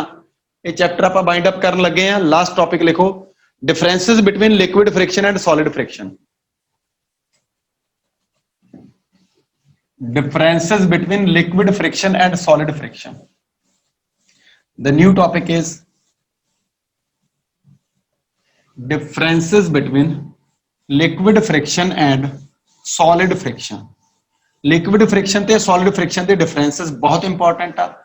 Solid friction असी पढ़िया सी यूनिट नंबर 3 दे विच फोर्स वाले चैप्टर च, जिथे असी फ्रिक्शन पढ़िया, और लिक्विड फ्रिक्शन असी इत्थे पढ़ रहे हैं विस्कोसिटी वाले चैप्टर च। तो लिक्विड फ्रिक्शन ते सॉलिड फ्रिक्शन आपस की डिफरेंस रखते हैं? देखो कुछ नहीं, ओदियां प्रॉपर्टीज अपनियां सी, एदियां प्रॉपर्टीज अपनियां। जिहड़ियां ओदियां प्रॉपर्टीज ये नहीं फॉलो करदा, एदियां प्रॉपर्टीज वो नहीं फॉलो करदा, तो दो प्रॉपर्टी जिहड़ियां ओदियां आउंदियां वो लिख दो एक पासे, दूजे पासे लिख दो इट डज नॉट ओबे। जिहड़ियां एदियां प्रॉपर्टी उधरले पासे लिख दो दूजे वाले च भी इट डज नॉट ओबे। कहण दा मतलब ये है भी 3-4 तुहाडे डिफरेंसेस वधिया बन जाणगे, ठीक है। इधर वाले पासे लिखांगे असीं सॉलिड फ्रिक्शन, क्योंकि ये पहला पढ़िया सी आपां। इधर वाले पासे मैं लिख रहा लिक्विड फ्रिक्शन। बेटा जिहड़ा विस्कोसिटी आ, ਵਿਸਕੋਸਿਟੀ ਲਿਕਵਿਡ ਫ੍ਰਿਕਸ਼ਨ ਹੀ ਤਾਂ ਹੈਗਾ। ਵਿਸਕੋਸਿਟੀ ਕੀ ਚੀਜ਼ ਆ? ਲਿਕਵਿਡ ਫ੍ਰਿਕਸ਼ਨ ਵਿਸਕੋਸਿਟੀ ਆ। ਪਰਲੇ ਪਾਸੇ ਲਿਖ ਲਿਓ, ਲਿਕਵਿਡ ਫ੍ਰਿਕਸ਼ਨ ਦੇ ਨਾਲ ਬ੍ਰੈਕਟ 'ਚ ਲਿਖ ਲਿਓ ਵਿਸਕੋਸਿਟੀ। ਕਿਤੇ ਆਖੋ ਸਰ ਨੇ ਨਵੀਂ ਇੱਕ ਟਰਮ ਕੱਢਤੀ ਵਿਸਕੋਸਿਟੀ ਲਿਕਵਿਡ ਫ੍ਰਿਕਸ਼ਨ। ਤਾਂ ਸੋਲਿਡ ਫ੍ਰਿਕਸ਼ਨ ਬੇਟਾ ਦੋ ਡਿਫਰੈਂਟ ਬਾਡੀਜ਼ ਦੇ ਵਿਚਕਾਰ ਲੱਗਦਾ। ਇੱਕ ਬਾਡੀ ਤੇ ਦੂਜੀ ਬਾਡੀ ਅਲੱਗ-ਅਲੱਗ ਹੁੰਦੀ ਆ, ਉਹਨਾਂ ਦੇ ਵਿਚਕਾਰ ਰਿਲੇਟਿਵ ਮੋਸ਼ਨ ਹੁੰਦੀ ਆ। ਲਿਕਵਿਡ ਫ੍ਰਿਕਸ਼ਨ ਜਿਹੜਾ ਹੈਗਾ ਇਹ ਇੱਕ ਹੀ ਲਿਕਵਿਡ ਦੀਆਂ ਡਿਫਰੈਂਟ ਲੇਅਰਸ ਦੇ ਵਿਚਕਾਰ ਲੱਗਦਾ। ਠੀਕ ਆ, this is the first difference ਲਿਖ ਦਿਓ। It produces between the surfaces of two different bodies. It produces between the surfaces of two different bodies. बेटा दो अलग अलग bodies ਦੇ ਜਿਹੜੇ surfaces ਆ, ਠੀਕ ਆ, ਉਹਨਾਂ ਦੇ ਵਿਚਕਾਰ ਲੱਗਦਾ different bodies ਦੇ। ਇਹਦੇ ਵਿੱਚ ਕੀ ਲਿਖਾਂਗੇ? It produces between the layers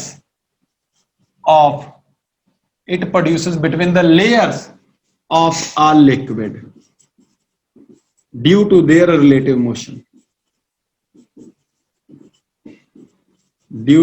relative motion.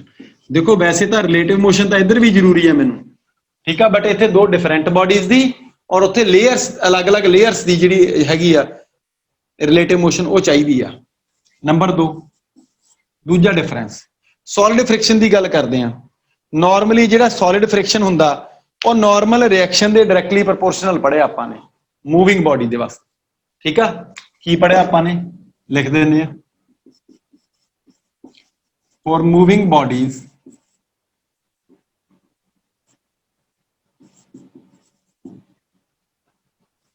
solid friction directly proportional to normal reaction। क्यों पढ़ाया कि नहीं पढ़ाया? F directly proportional to R पढ़ाया ਤੁਹਾਨੂੰ ਸਾਰਿਆਂ ਨੂੰ? Yes sir. याद है ना?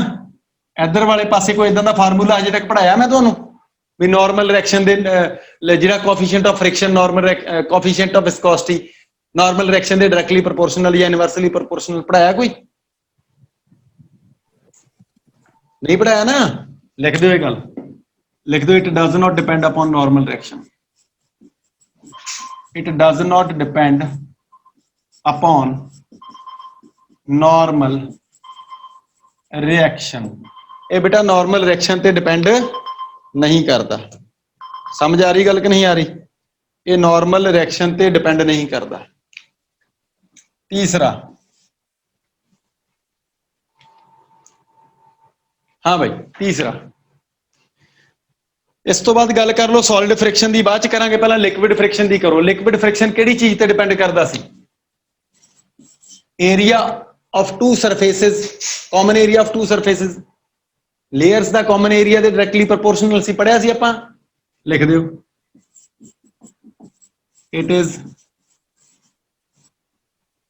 इट डिपेंड्स अपॉन ही लिख दो। It depends upon the common area of two liquid layers in contact। दो liquid layers दे common area दे depend करदा सी।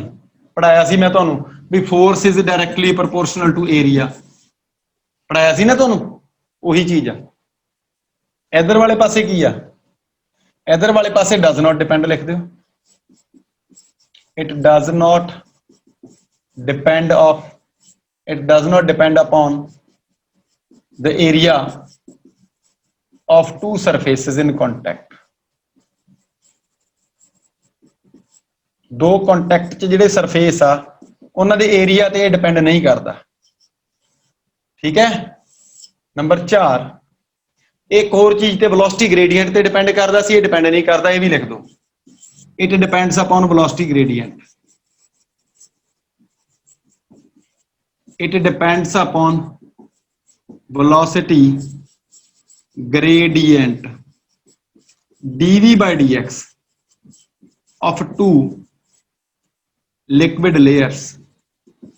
ਦੋ ਲਿਕੁਇਡ ਲੇਅਰਸ ਜਿਹੜੀਆਂ ਆ ਉਹਨਾਂ ਦੇ ਵੈਲੋਸਿਟੀ ਗ੍ਰੇਡੀਐਂਟ ਯਾਨੀ ਕਿ change in velocity per unit displacement ਦੇ ਡਿਪੈਂਡ ਕਰਦਾ, ਇਹ ਡਿਪੈਂਡ ਨਹੀਂ ਕਰਦਾ। ਲਿਖ ਦਿਓ it does not depend upon velocity gradient. It does not depend upon the velocity gradient। ਇਹ ਬੇਟਾ velocity gradient ਤੇ ਕਿਸੇ ਵੀ ਤਰੀਕੇ ਨਾਲ ਡਿਪੈਂਡ ਨਹੀਂ ਕਰਦਾ। ਚਾਰ ਡਿਫਰੈਂਸਸ ਮੈਂ ਲਿਖਵਾਤੇ। ਜੇ ਤੁਹਾਨੂੰ ਕਿਤੇੋਂ ਵੀ ਕੋਈ ਡਿਫਰੈਂਸ ਮਿਲਦਾ ਤਾਂ ਤੁਸੀਂ ਜੀ ਸਦਕੇ ਬੇਟਾ ਆਪਣੇ ਆਪ ਲਿਖ ਸਕਦੇ ਆ, ਕੋਈ ਪ੍ਰੋਬਲਮ ਵਾਲੀ ਗੱਲ ਨਹੀਂ। ਸਮਝ ਆ ਰਹੀ ਸਾਰਿਆਂ ਨੂੰ? ਠੀਕ ਹੈ ਬੇਟਾ। ਹਾਂਜੀ ਸਰ। ਇੱਥੇ ਤੁਹਾਡਾ ਬੇਟਾ ਜਿਹੜਾ ਵਿਸਕੋਸਿਟੀ ਵਾਲਾ ਚੈਪਟਰ ਹੈ, ਛੋਟਾ ਜਿਹਾ ਚੈਪਟਰ ਸੀ ਬੇਟਾ, ਠੀਕ ਆ, ਤੁਹਾਡਾ ਇਹ ਚੈਪਟਰ ਜਿਹੜਾ ਇੱਥੇ ਫਿਨਿਸ਼ ਹੋ ਜਾਂਦਾ। ਅਸਾਈਨਮੈਂਟ ਭੇਜ ਦੂੰਗਾ ਮੈਂ ਮੰਡੇ ਨੂੰ। ਮੈਂ ਅਸਾਈਨਮੈਂਟ ਡਿਸਕਸ ਕਰਨੀ ਆ, ਲੈਫਟ ਨਾ ਕਰਿਓ ਬਈ ਕੋਈ ਵੀ, ਦੱਸੀ ਜਾਣਾ ਤੁਹਾਨੂੰ। ਓਕੇ, ਇਸ ਤੋਂ ਬਾਅਦ ਇਹ ਚੈਪਟਰ ਤੁਹਾਡਾ ਬੇਟਾ ਵਧਾਈਆਂ ਬੜੀਆਂ ਬੜੀਆਂ ਸਾਰਿਆਂ ਨੂੰ।